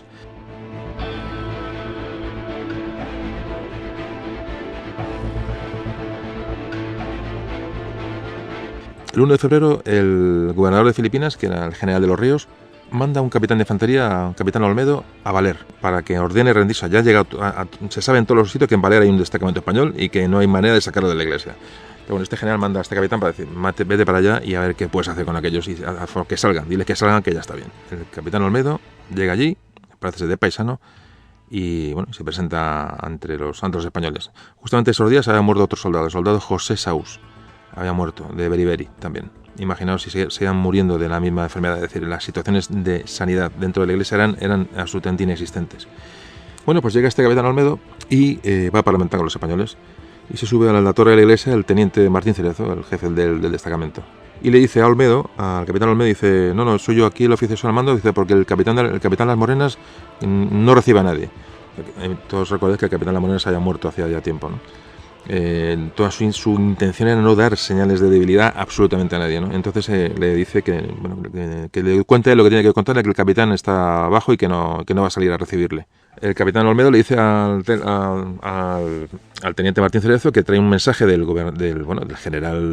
general de Manila y que tiene órdenes de entregárselo en persona al capitán Las Morenas. Entonces lo que hace el teniente Cerezo es simula que baja a la iglesia para hablar con el capitán y sube a la torre de la iglesia diciéndole que ha dicho el capitán que todo el mensaje que quiere darle que se lo dé a él, que está capacitado para recibir cualquier tipo de mensaje. El mensaje textualmente ponía lo siguiente, dice: habiéndose firmado el Tratado de Paz entre España y los Estados Unidos y habiendo sido cedida la soberanía de estas islas a la última nación citada, se servirá usted evacuar la plaza, trayéndose el armamento, municiones y las arcas del tesoro, ciñéndose a las instrucciones verbales que de mi orden le dará el capitán de infantería don Miguel Olmedo y Calvo.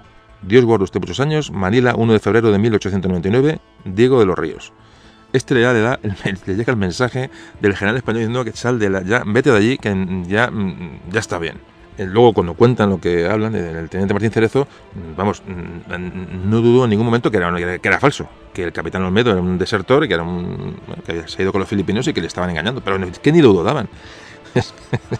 Es que realmente es increíble, o sea, estaban autoconvencidos de que se le iban a pegar y allí no había nadie que les convenciera de salir de la iglesia. Así que nada, leen el mensaje y le dice el teniente Martín Cerezo, sale otra vez al torre, le dice al capitán, dice, vale, dice, ya lo ha leído el capitán, dice, ya se da por enterado y que coja el camino y que se vaya, que ya han recibido el mensaje. Así que bueno, el capitán Olmedo, el enviado del general de Filipinas, de Manila, le dice a los españoles, dice, vale, dice, pide que una respuesta a ese mensaje. Dice, vale, dice, bueno, ¿cuándo va a llegar la respuesta del capitán, ¿no? Del supuesto capitán, que ya está, repito, que ya no estaba? Y le dice el teniente, dice, vale, dice, sí, te contestaremos, dice, cuando por la mañana toquemos llamada y si hice una bandera blanca, te vamos a contestar. Así que al día siguiente, cuando está programado la respuesta al mensaje del capitán Olmedo, del general de Manila, se acercaron a la iglesia y la respuesta que tuvo el capitán español fueron que le empezaron a disparar. No le tiraron a dar, pero le empezaron a disparar alrededor. Imagina, dijo, madre mía de mi vida. O sea, el tío, claro, se metió hacia el pueblo de Valer y dijo, ya me voy de aquí porque esto es imposible. O sea, realmente diría, madre mía, ¿con quién he topado, ¿no? Luego habló Martín Cerezo de que su desconfianza hacia este capitán Olmedo, dice, se desconfió, dice, bueno, luego hubo un juicio, dice, bueno, ¿usted por qué desconfió de un tal? Dice, desconfié porque iba de paisano, bueno, un militar de paisano, como un tío de paisano. Dice, no me creí para nada que era de los nuestros o que venía con buena fe, ¿no? Y que además él sabía que ese capitán Olmedo, porque Las Morenas se había contado, fueron compañeros de colegio, y que el capitán que llegó allí cuando se puso en la iglesia le preguntó al teniente Cerezo, le preguntó si era el capitán de Las Morenas, el capitán de Las Morenas. Entonces dijo, si eran compañeros de colegio y me pregunta si soy yo Las Morenas, evidentemente no lo conoce. Es decir, es más, además cada argumento que ellos iban autoconvenciendo de ellos eran mucho más, se hacían todavía mucho más desconfiados. Realmente, si lo fijáis, el razonamiento del teniente Martín Cerezo es lógico, ¿no? ¿Por qué no creyó a este capitán, no? Pero el caso es que, bueno, queriéndolo o no, seguían metidos en la iglesia. Estamos a final de febrero y ahí hubo un caso de un intento de deserción de 3 soldados españoles que fueron detectados. Hubo alguien que dio la pista y se pensó en fusilar, en hacer una ejecución de los 3 intentos de los 3 desertores, pero se optó por se les ató a unos postes en la sacristía, parece ser, y los dejaron allí.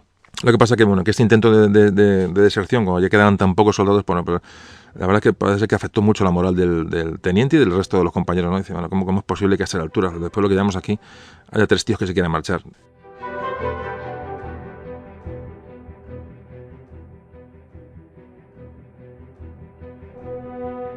Nos metemos ya en marzo, finales de marzo, ya cómo será el asunto que ya el propio Aguinaldo, es decir, el líder filipino independentista, que estaba combatiendo ya con los americanos en todas Filipinas, les llega a los oídos del tema de Valer. Ya lo sabía, pero ya dice, vamos a ver, ¿qué hacemos con estos tíos? Y el de Filipinas y demás. Entonces les cede un cañón más moderno, más potente a los sitiadores filipinos para acabar ya con la resistencia de la iglesia. Asientan el cañón en las cercanías de la iglesia, como pueden, porque los españoles tienen unas trincheras de avanzada que les permitía disparar sobre cualquier cosa que se moviera cerca. bueno, pues tuvieron la cuestión de que los artilleros filipinos que venían al mando del cañón, que son los que lo sabían manejar y que tenían, bueno, la puntería y tenían la instrucción sobre el cañón, son muertos por los que están en el mando del cañón, son disparados por los españoles y caen muertos los artilleros del cañón. Parece ser que, bueno, hace una serie de disparos, a la munición se les acaba, no piensan que le va a hacer falta más munición para acabar con aquella iglesia y se quedan sin munición. O sea, imaginaos la cuestión. O sea, también son cuestiones de suerte, porque realmente con un cañón un poco más potente empiezan a disparar contra una puerta en la iglesia y evidentemente lo sacan de allí. Pero hasta eso supieron defenderse y salieron y siguieron adelante con su resistencia dentro de aquellos 4 muros. Hablan que ya estamos en abril. Se les está acabando prácticamente, pues las judías se les acaban, dicen que se les acaba el tocino, casi se les acaba el café, y llega un momento en que los sitiados, Martín Cerezo, se plantean la rendición porque es que no pueden aguantar más. Entre ellos creen que ya va a ser un deshonor, que esperan que llegue alguien de españoles a sacarles de allí, convencidos que España sigue en Filipinas, que siguen en guerra y que los filipinos van a ser barridos de allí, que van a salir de la iglesia. El convencimiento es tan grande que mantienen todavía, a pesar de esta situación, mantienen el tipo. Y por estas fechas ya llega un momento en que los españoles que hay en Manila, los políticos españoles, los gobernantes españoles, parece ser que por mediación del arzobispo de Manila contactan con las autoridades americanas, con los estadounidenses, para decir que por favor vayan a valer y que consigan que aquella gente salga de aquella iglesia y que se rindan. Que alguien les cuente y dice, a ver, siguiendo leyendo los americanos. Y tal, se creen que esto se ha acabado. O sea, realmente ya no saben qué hacer, porque claro, además están a una gran distancia. Como antes os comentaba, ya empieza a ser un mito lo de la gente que hay allí en Valer. Ya empieza a ser, conocido que hay una iglesia aguantando. Más, imagino que estos rumores se van acrecentando. Ya hasta el punto de decírselo a los americanos para que manden allí un barco y por favor que intenten traérselos para acá.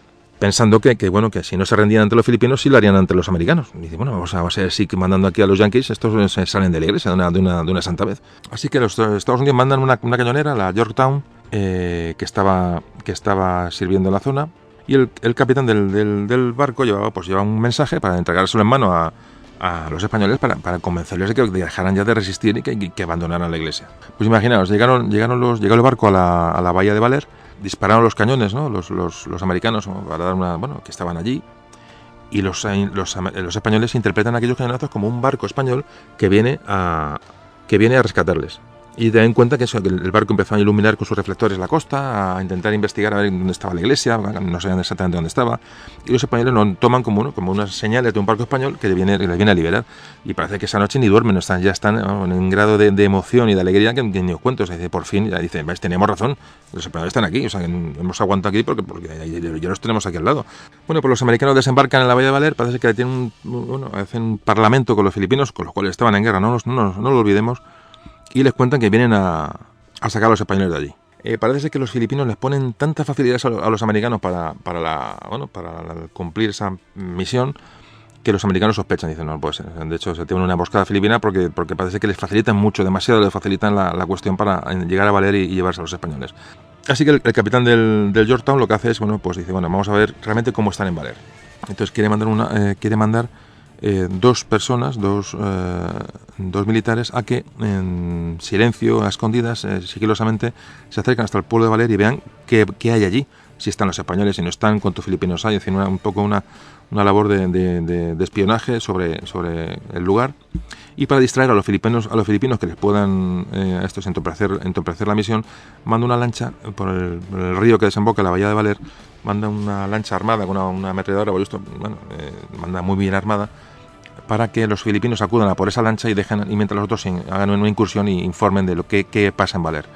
Con la mala suerte de que la lancha es sorprendida en una emboscada de los filipinos, parece que hay muertos ahí y tal, entonces son detenidos los americanos que iban en esa lancha de señuelo y como digo, son apresados. Al día siguiente el barco sigue allí y parece que el teniente Martín Cerezo lo coordina a los españoles a disparar una serie de descargas como a tipo de señal para que el barco sepa que están vivos. Entonces llegó la siguiente noche, el barco seguía fondeado en la bahía, parece que lanzaba con los focos iluminaba la zona. Los españoles intentaron responder a las señales de aquel foco con unas antorchas, pero evidentemente a medianoche se apagaron los focos del barco y el Yorktown abandonó la bahía de Valer Y los españoles se quedaron, pues evidentemente, imaginaos la decepción y la angustia, ¿no?, de ver que como aquella posibilidad de salir allí se les iba. Y parece ser que los dos americanos que bajaron para informar de cómo estaban los americanos, los españoles, parece ser que se acercaron lo suficientemente a la iglesia, a la zona del pueblo, como para escuchar los gritos de los españoles, y entonces comunicaron que había españoles en Baler rodeados por filipinos. Esa, por lo menos, las noticias en Manila fueron esas.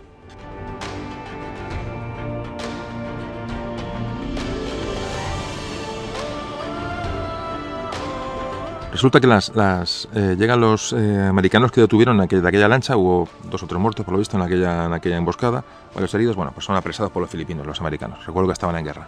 Pues cuenta uno de los marineros americanos que fue apresado, cómo los filipinos les ofrecen. Dice, vamos a ver, si conseguís que estos tíos salgan de la iglesia, les conté lo que queréis, les prometieron bajo palabra que les dejaran marcharse tranquilamente a Estados Unidos, o les embarcaban a Manila o donde fuera. Es decir, por favor, si les convencéis, os vais todos, los españoles, vosotros, y nos olvidamos, y aquí no ha pasado nada.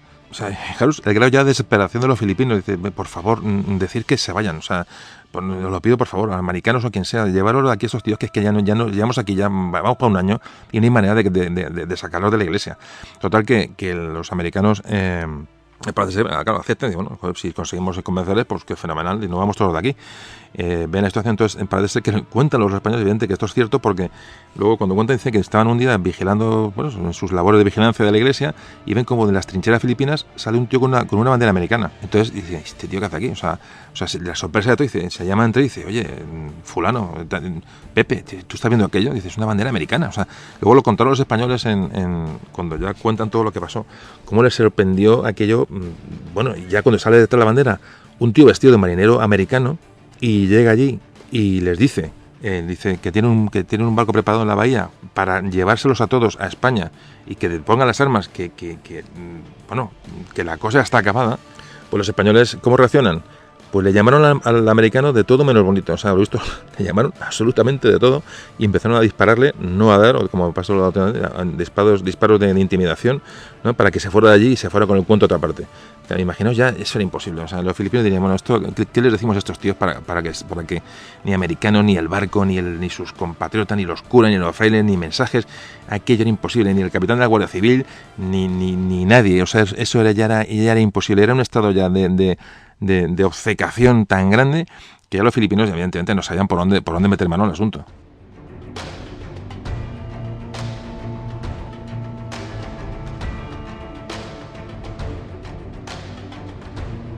Bueno, pues el barco americano llegó a Manila y comunicaron que la misión, pues, no había tenido éxito, porque no habían logrado, pues eso, contactar con ellos, y que nada, que seguían los españoles, sabían que estaban allí, y que seguían aguantando en la iglesia bajo no se sabe qué condiciones. Estamos acabando mayo, y parece ser que hubo varios intentos ya de asalto de la iglesia de los filipinos bastante serios. Es decir, ya se imaginaban que los españoles no pueden estar con muchas fuerzas. Los españoles estaban alimentando ya hacía tiempo de un poquito de arroz. Prácticamente comían caracoles que había por la zona, cazaban algún perro, gatos, pues pájaros. El fuego sobre la iglesia ya era constante. De hecho, en estos días, parece que el día 7 de mayo murió el soldado Salvador Santa María, otra baja española de otro soldado muerto por disparos de los filipinos. En uno de los bombardeos con los cañones filipinos que ya tenían apuestos en la zona, parece que derriban la zona donde estaban presos los tres desertores que intentaron desertar hacía tiempo, y uno de ellos escapa, un tal alcaide. Este alcaide se ofrece, fijaos el odio que llevaba dentro de sí ese hombre, que se ofrece para ser artillero del cañón que está disparando sobre la iglesia de Baler. Y de hecho los españoles ven cómo ese soldado es el que se pone a manejar el cañón para efectuar los disparos. Realmente lamentable. Y el problema es que este fugado les puso al día a los filipinos de la situación interior en la iglesia. Es decir, les puso al día. Sabían que no quedaban alimentos, sabían que estaban enfermos, sabían que había un plan español de los españoles para intentar huir hacia el bosque y escapar. Lo mismo que hicieron salidas esporádicas. Uno de los planes que tenían preparados es, en el momento que se les acabaran los alimentos y tal, era salir hacia el bosque para intentar huir de allí, pero a través del bosque. Bueno, pues todo esto se lo contó el desertor a los sitiadores, con lo cual, bueno, pues las opciones de salir de allí de los españoles se veían muy, muy restringidas. El día 20 de mayo muere el soldado Marcos José Petana, Esos días de mayo también intentaron asaltar los filipinos la iglesia por una serie de unas paredes. Los españoles se defendieron disparando y echándoles agua hirviendo con unas cañas por encima de los muros. Bueno, y ahí la sucesión ya de acontecimientos en el intento filipino por tomar la iglesia ya son constantes. Saben que están debilitados y fuerzan la situación, ¿no? Bueno, el 29 de mayo de 1899, estamos casi para cumplir un año del sitio. Bueno, hay una serie de combates, siguen atacando la iglesia, realmente ya las cosas están muy complicadas y cuentan que los que estaban atacando, los filipinos que atacaban la iglesia, pues pararon el fuego y sacaron una bandera española y detrás de la bandera apareció un militar español. Se acercó hacia la iglesia, era un militar español con uniforme. Era el teniente coronel Aguilar, que había sido mandado otra vez por el general de los Ríos a intentar sacar a aquellos cabezones de la iglesia de Baler. Ya no sabían qué hacer. Entonces mandó a este teniente coronel y se fueran con él a Manila y dejaran aquello ya tranquilo. Le dijo el general de los Ríos al teniente coronel, le dijo que textualmente, dice, con el destacamento de Baler o sin él, regresará a Manila el día 2 de junio a más tardar, puesto que él se embarcaba el 3 hacia España. La gente se estaba yendo ya, o sea, vamos a ver, es que es increíble, o sea, decir, bueno, vete por ellos a ver si les convences, es que ya nos vamos, o sea, es que nos vamos ya y se van a quedar en la iglesia, o sea, no sabían ya, estaban, claro, una desesperación absoluta por en cierto modo, sabían la situación de aquello, o pueden imaginarse la situación de aquel puñado de hombres, ¿no? Bueno, pues mandó a este teniente coronel a intentar convencer a los sitiados y había ido hasta allí en barco, había llegado en un barco. Y como decimos, desembarcó en Baler y bueno, se acercó a la iglesia. Y le dice que le trae un mensaje del general de los Ríos, otro mensaje del general de los Ríos, y Martín Cerezo dice que no se fía lo que le dice. Entonces le dice el teniente coronel, mira, vamos para que veas que traigo un barco conmigo, o sea, que no vengo de los filipinos, que traigo un barco. Pues el Uranus, que era el barco que él traía, que era un carguero, dice, lo voy a anclar en la bahía de Baler y dispararemos un cañón para que veas, bueno, que venía en un barco, es decir, que no estoy inventando nada, que es un barco español que tienes en la bahía y que mañana a la mañana a X horas hacemos un disparo de señal y sabes que no te estoy engañando, que somos militares españoles y que estamos aquí tal. Bueno, entonces cuenta, después de esta conversación, cuenta Martín Cerezo que cuando luego cuenta lo que pasa, dice que él está convencido que tanto él como el general de los Ríos se habían pasado a los filipinos. Imaginaos ya la paranoia, o sea, es increíble. O sea, que él decía que no se lo creía, lo que estaban contando. Y efectivamente, al día siguiente, parece que el 30 de mayo, este buque español hace una serie de disparos desde la bahía y al rato aparece el teniente con otra vez allí en Baler, a la iglesia, y dice, ya hemos disparado, el barco es español, tal. Entonces, el teniente Martín Cerezo le dice al teniente coronel enviado que haya visto la embarcación desde la torre de la iglesia y que le dice que no se trata de ningún barco español ni de ningún mercante, sino que es un barco, es una maqueta construida por los filipinos para que pareciera un barco y que estaba movido, o sea, poco menos que dijo que lo movían por dentro del agua, lo habían puesto y lo estaban moviendo los filipinos desde el agua, o sea, andando, empujándolo, o sea, que era una maqueta de madera, o sea, ya, bueno, impresionante, o sea, si os fijáis ya la situación empieza a ser ya absolutamente extrema. ¿Qué capacidad de autoconvencimiento tenían los españoles para no creerse absolutamente nada de lo que les contaran? Así que el teniente Martín Cerezo le dice al teniente coronel que no le dice eso que piensa, que es una treta, sino le dice no cabemos todos en el barco, tenemos mucha munición, tenemos muchos víveres, y como la orden es salir de aquí con todos los pertrechos, ese barco no cabemos todos. De alguna manera era, primero, no me fío de ti, segundo, decir, dar a conocer a los de fuera que tenían munición y alimentos para aburrir. Era una manera también de mostrar una situación de fuerza que evidentemente no existía. Pues el teniente coronel Aguilar continúa intentando convencer a los españoles. Parece que después de que dice vete y tal, sigue. Entonces parece que comentó el teniente coronel ya cuando se va allí, embarca en el barco español, ya los deja ya por imposible, dice, no me voy de aquí, ya os quedáis allí a hacer lo que os dé la gana. Cuando se monta en el barco parece que, hace unas reflexiones que textualmente nos ha llegado hoy, dice, mis esfuerzos han tropezado con una obstinación jamás vista. Pues llega el teniente coronel a Manila y le informa a su general de lo que ha pasado. Entonces el general le manda un telegrama al ministro de la guerra. Claro, porque ya era un tema prácticamente de Estado, es decir, vamos a sacar a estos hombres de allí.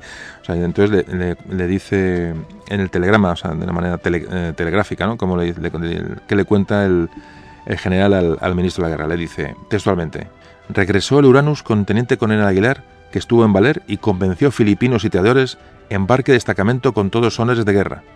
Pero teniente Martín, jefe del mismo, negóse en absoluto abandono Baler a pesar de mis órdenes y razonamiento jefe del Estado Mayor. Personalmente daré cuenta a vuestra excelencia de motivos, se cree todo esto obedece.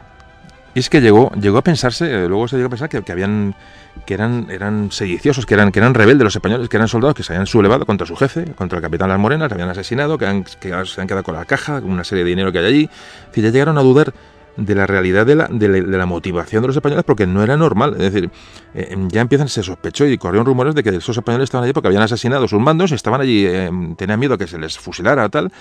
O sea, fijaros ya los rumores que corrían por Manila, porque aquello era imposible, o sea, aquello no tenía ni pie ni cabeza.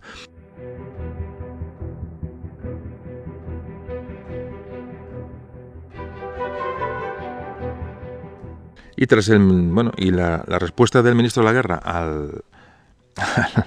al general de Manila, textualmente le dice que los defensores de Valer están locos de remate.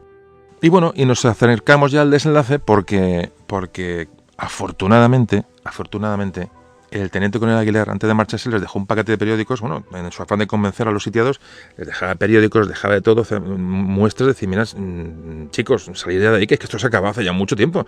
Y vais ya, esto es que no tiene sentido. Tal. Entonces, lo que hace es dejarles un taco de periódicos en la puerta de la iglesia, que recogen los sitiados, los meten para adentro. Eran ejemplares del periódico El Imparcial, el periódico madrileño. Y entonces parece que uno de los sacerdotes y el médico Vigil de Quiñones lo ven y creen que son auténticos. Y dice, esto no puede ser una imitación. El teniente Martín Cerezo los compara con otros y él sigue viendo que aquello es que son falsificaciones, que son muy buenas las falsificaciones, pero que son falsificaciones que les quieren hacer salir de allí. O sea, sigue con el tema. Y ya esos días se baraja la opción de salir por el bosque y huir por el bosque e intentar salvarse, pues huyendo de la iglesia. Y de hecho fijó esta acción de salida por sorpresa y huida para la noche del 1 de junio. Y cuenta que esa misma mañana, antes de iniciar la huida por la noche, primero fusiló a los dos desertores. Reparte toda la munición que queda entre los soldados porque van a salir de allí y van a internarse en el bosque. Evidentemente se quitó el lastre de los dos traidores. Y esa mañana, antes de salir, la mañana anterior, parece ser que después de estar ya todo preparado para el intento de huida a través del bosque, el teniente Martín Cerezo empezó a leer los periódicos que había dejado el teniente coronel Aguilar eso que habían dejado por dentro, que los dio como falsos. Empezó a ojearlos, a ver, a distraerse, ¿no? A pasar un poco el rato para hacer tiempo. Y entonces, milagro, encuentra en un pequeño artículo en el que venía, afortunadamente, los destinos de los militares, en el periódico, fijaros, qué curioso, pero venían entonces en aquella época los destinos que iban tomando los militares después de la guerra. Salía como que el teniente, un amigo suyo, el teniente Francisco Díaz Navarro, había sido destinado a Málaga. Y resulta que este teniente era muy amigo suyo y una vez habían hablado que le dijo, mira, yo cuando esto acabe y te iba a pedir el traslado a Málaga con mi familia, o sea, un secreto, una confesión, que le hizo en un momento dado, dice, mira, yo me voy a Málaga con mi familia, cuando esto acabe, mi ilusión es irme a Málaga, tal. Y entonces vio en Martín Cerezo que su amigo, el teniente compañero Francisco Díaz Navarro, salía destinado en Málaga. Claro, leyó aquello y dijo, esto no, evidentemente no lo ha falsificado nadie, esto es real, o sea, es que mi amigo me dijo que se iría a Málaga y aquí sale destinado como sale destinado a Málaga. Claro, automáticamente se dio cuenta de que todo lo que habían contado pues era verdad, que la guerra había acabado. Convocó automáticamente una reunión con sus hombres y que preguntó, ¿qué hacemos? Unos decían que había que seguir intentando escapando, que no se fiaban de la reacción de los filipinos cuando se rindieran, otros decían que había que rendirse, que la cosa estaba clara, que la guerra había acabado hacía muchísimo tiempo, según leyeron en los periódicos, que la cosa no podía seguir así, y consideran que, reúnen a los soldados, también opinan, y se acuerda que la decisión más acertada será rendirse.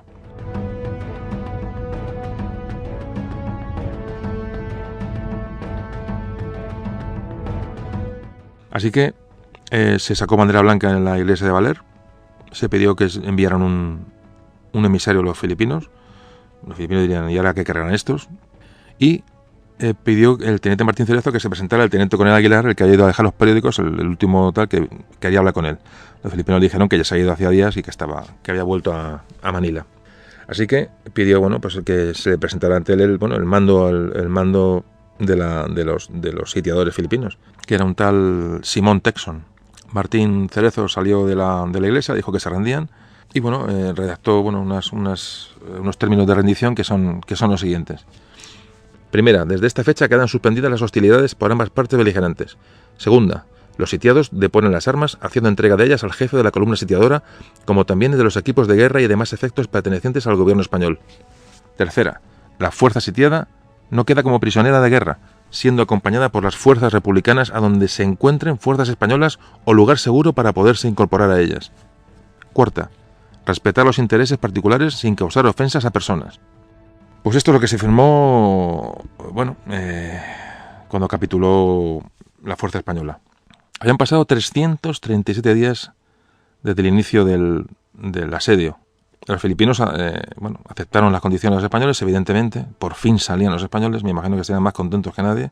Y y salieron de aquella iglesia, salieron 35 soldados, 35 personas, incluyendo a los 2 curas franciscanos que se habían quedado allí. Durante este tiempo murieron 19 soldados españoles y 6 desertaron. Pero el sitio de Baler había terminado. Bueno, pues se firmaron la capitulación y entregaron a los españoles las armas.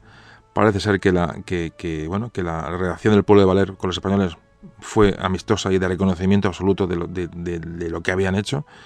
Y lo único que pusieron los filipinos fue que los 2 misioneros españoles, esos 2 famosos misioneros, que se quedaran allí. Se quedaran allí porque el pueblo de Baler demandaba curas para seguir con sus rezos, con sus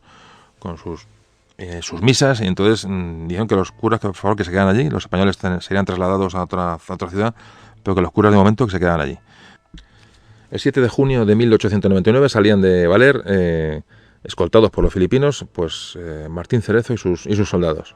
Tras casi un mes de viajes complicadísimos y de 1000 vicisitudes que iban andando, llegaron a la capital filipina, que era Tarlac, donde estaba el cuartel de Aguinaldo. Recordamos otra vez que estaban en guerra con Estados Unidos, y reconociendo a los españoles lo que habían hecho, les entregó dinero a los soldados, les alojó las mejores casas, les dio de comer todo lo que quisieron y les dio una copia de un periódico en el que el propio Aguinaldo había hecho una referencia a los españoles, de un decreto, publicó un decreto en un periódico que había sacado el 30 de junio, con el siguiente texto: habiéndose hecho acreedoras a la admiración del mundo las fuerzas españolas que guarnecían el destacamento de Baler, por el valor, constancia y heroísmo con que aquel puñado de hombres aislados y sin esperanzas de auxilio alguno han defendido a su bandera por espacio de un año, realizando una epopeya tan gloriosa y tan propia del legendario valor de los hijos del Cid y de Pelayo, rindiendo culto a las virtudes militares e interpretando los sentimientos del ejército de esta república que bizarramente les ha combatido, a propuesta de mi secretario de guerra y de acuerdo con mi consejo de gobierno, vengo a disponer lo siguiente. Artículo único. Los individuos de que se componen las expresadas fuerzas no serán considerados como prisioneros, sino, por lo contrario, como amigos, y en consecuencia se les proveerá, por la Capitanía General, de los pases necesarios para que puedan regresar a su país. Dado en Tarlac a 30 de junio de 1899, el presidente de la República de Filipinas, Emilio Aguinaldo. Con esto se dice todo. El reconocimiento de tu enemigo, del líder de la insurrección, como este reconocimiento viene a dar muy a las claras luz al enorme hecho que sucedió en la iglesia de Baler.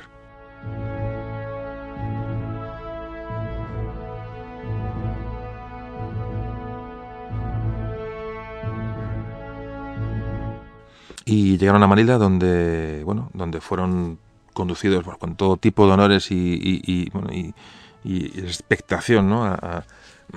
Fueron alojados en Manila, recibieron un montón de homenajes.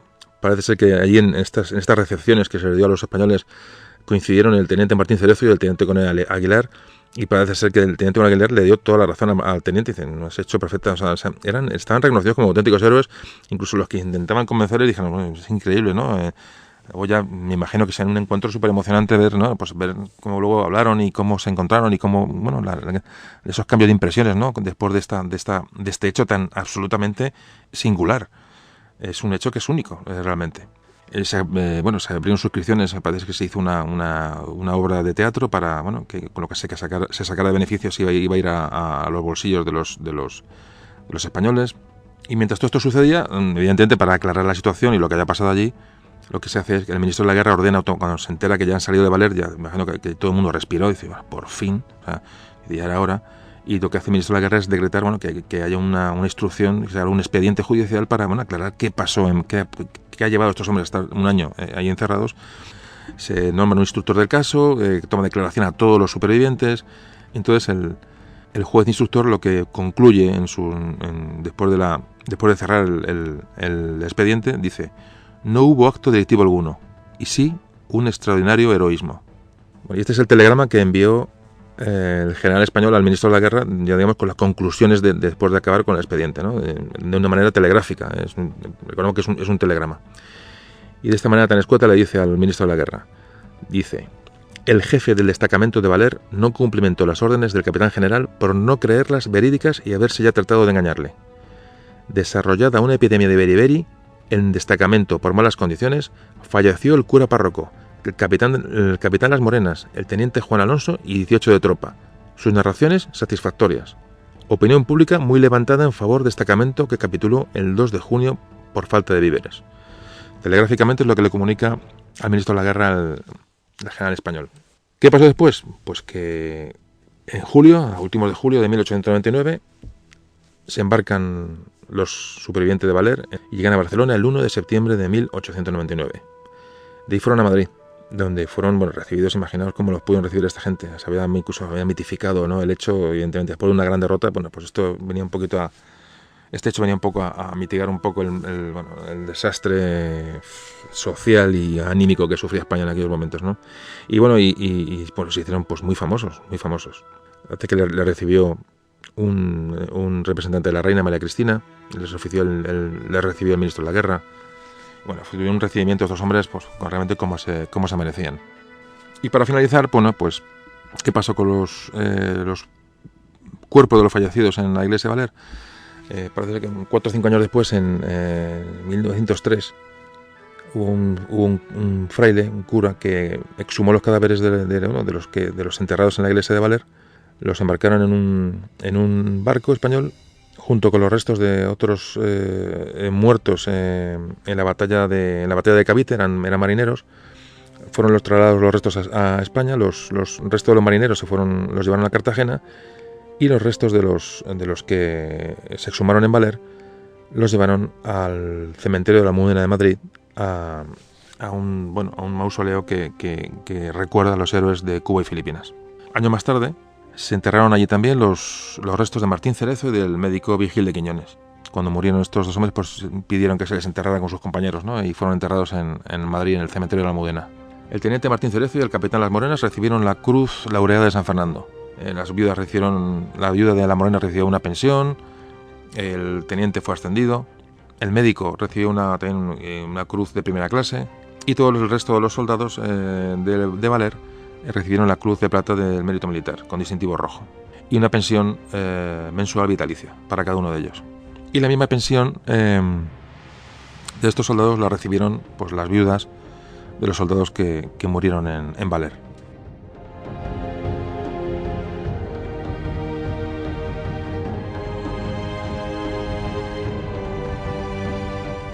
Bueno, pues la guerra acabó. Los héroes de Filipinas volvieron y bueno, vamos a ir terminando el capítulo.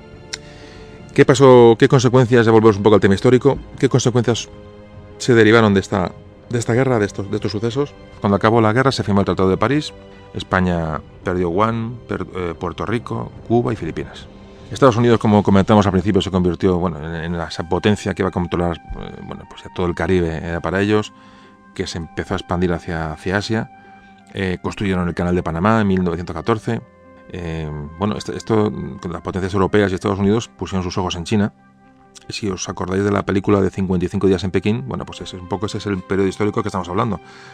Y todo esto pues fue detenido por la Primera Guerra Mundial. Realmente la Primera Guerra Mundial fue lo que puso freno a esta expansión por China, si no, pues otra cosa hubiera ocurrido. En cuanto a Cuba, los americanos la abandonaron en 1902. En Filipinas, después de la conquista americana, parece que se le dio una pequeña autonomía a los filipinos en 1907. Y Filipinas fue independiente en 1946, después de la Guerra Mundial. Puerto Rico, como sabéis, pues es un estado libre asociado a los Estados Unidos, es decir, prácticamente es como si fuera norteamericano. Y nos vamos un poco a qué consecuencias hubo en España del desastre del 98, porque realmente fue un desastre. En cuanto a consecuencias demográficas, pues se calcula que en las guerras, no solamente en la guerra con Estados Unidos, en las guerras de insurgencia, de independencia de Cuba, de Filipinas, de Puerto Rico y la guerra con los norteamericanos, más o menos se calcula que hubo muertos españoles unos 120.000. De estos 120.000, la mitad eran soldados. ¿Consecuencias sociales?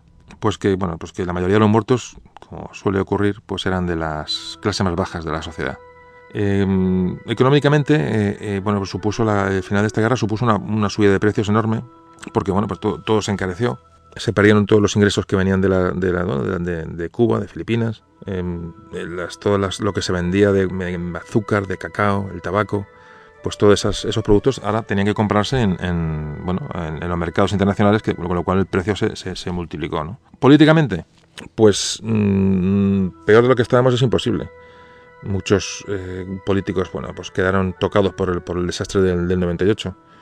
En cuanto al ejército, pues sufrió un desprestigio tremendo. Es decir, fue probablemente la institución más dañada después del 98. Y la sociedad, las causas... ¿Cómo quedó la sociedad tocada psicológicamente? ¿Cómo quedó la sociedad española? Pues fue un trauma nacional enorme. Hubo una sensación de inferioridad, hay una impotencia, una desmoralización tremenda. España deja de ser una potencia mundial, evidentemente. Intelectualmente, pues el desastre del 98 creó un montón de corrientes críticas, unas reflexiones, ¿no?, sobre España, una pesadumbre, ¿no?, grande. Tenéis, lo conocéis, la generación del 98, ¿no?, a Unamuno, a Baroja, a Ramiro de Maeztu. La gente buscaba una solución a los males que tiene España y se proponía regenerar todo, es decir, partir de cero. Vamos a ver si esto lo arreglamos entre todos, ¿no?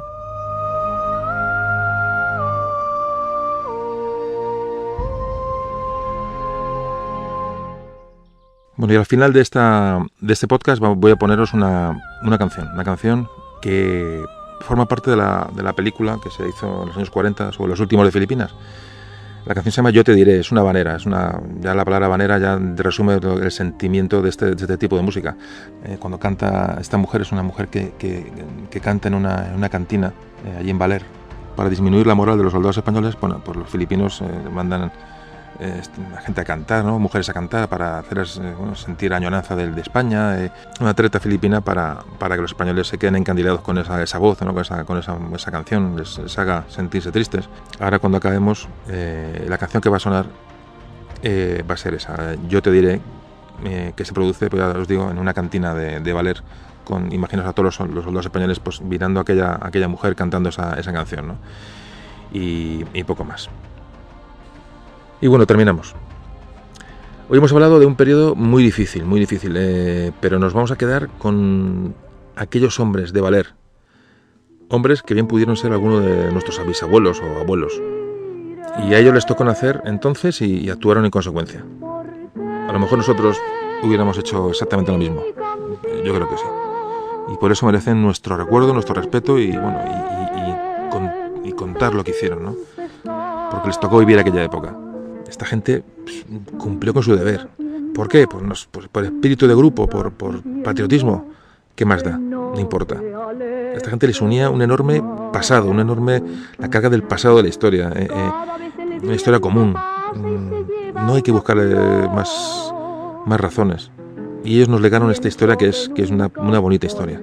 Así que este capítulo se lo dedicamos a los españoles muertos en aquellas guerras, pero muy especialmente hoy dedicamos este programa a ese pequeño grupo de soldados que se rindió con dignidad y arrió la última bandera española en ultramar, y a los que se conoció como los últimos de Filipinas.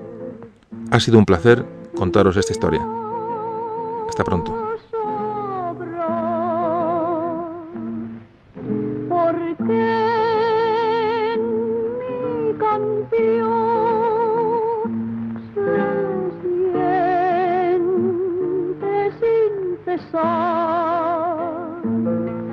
Mi sangre latiendo, mi vida pidiendo que no te alejes más. Memorias de un tambor.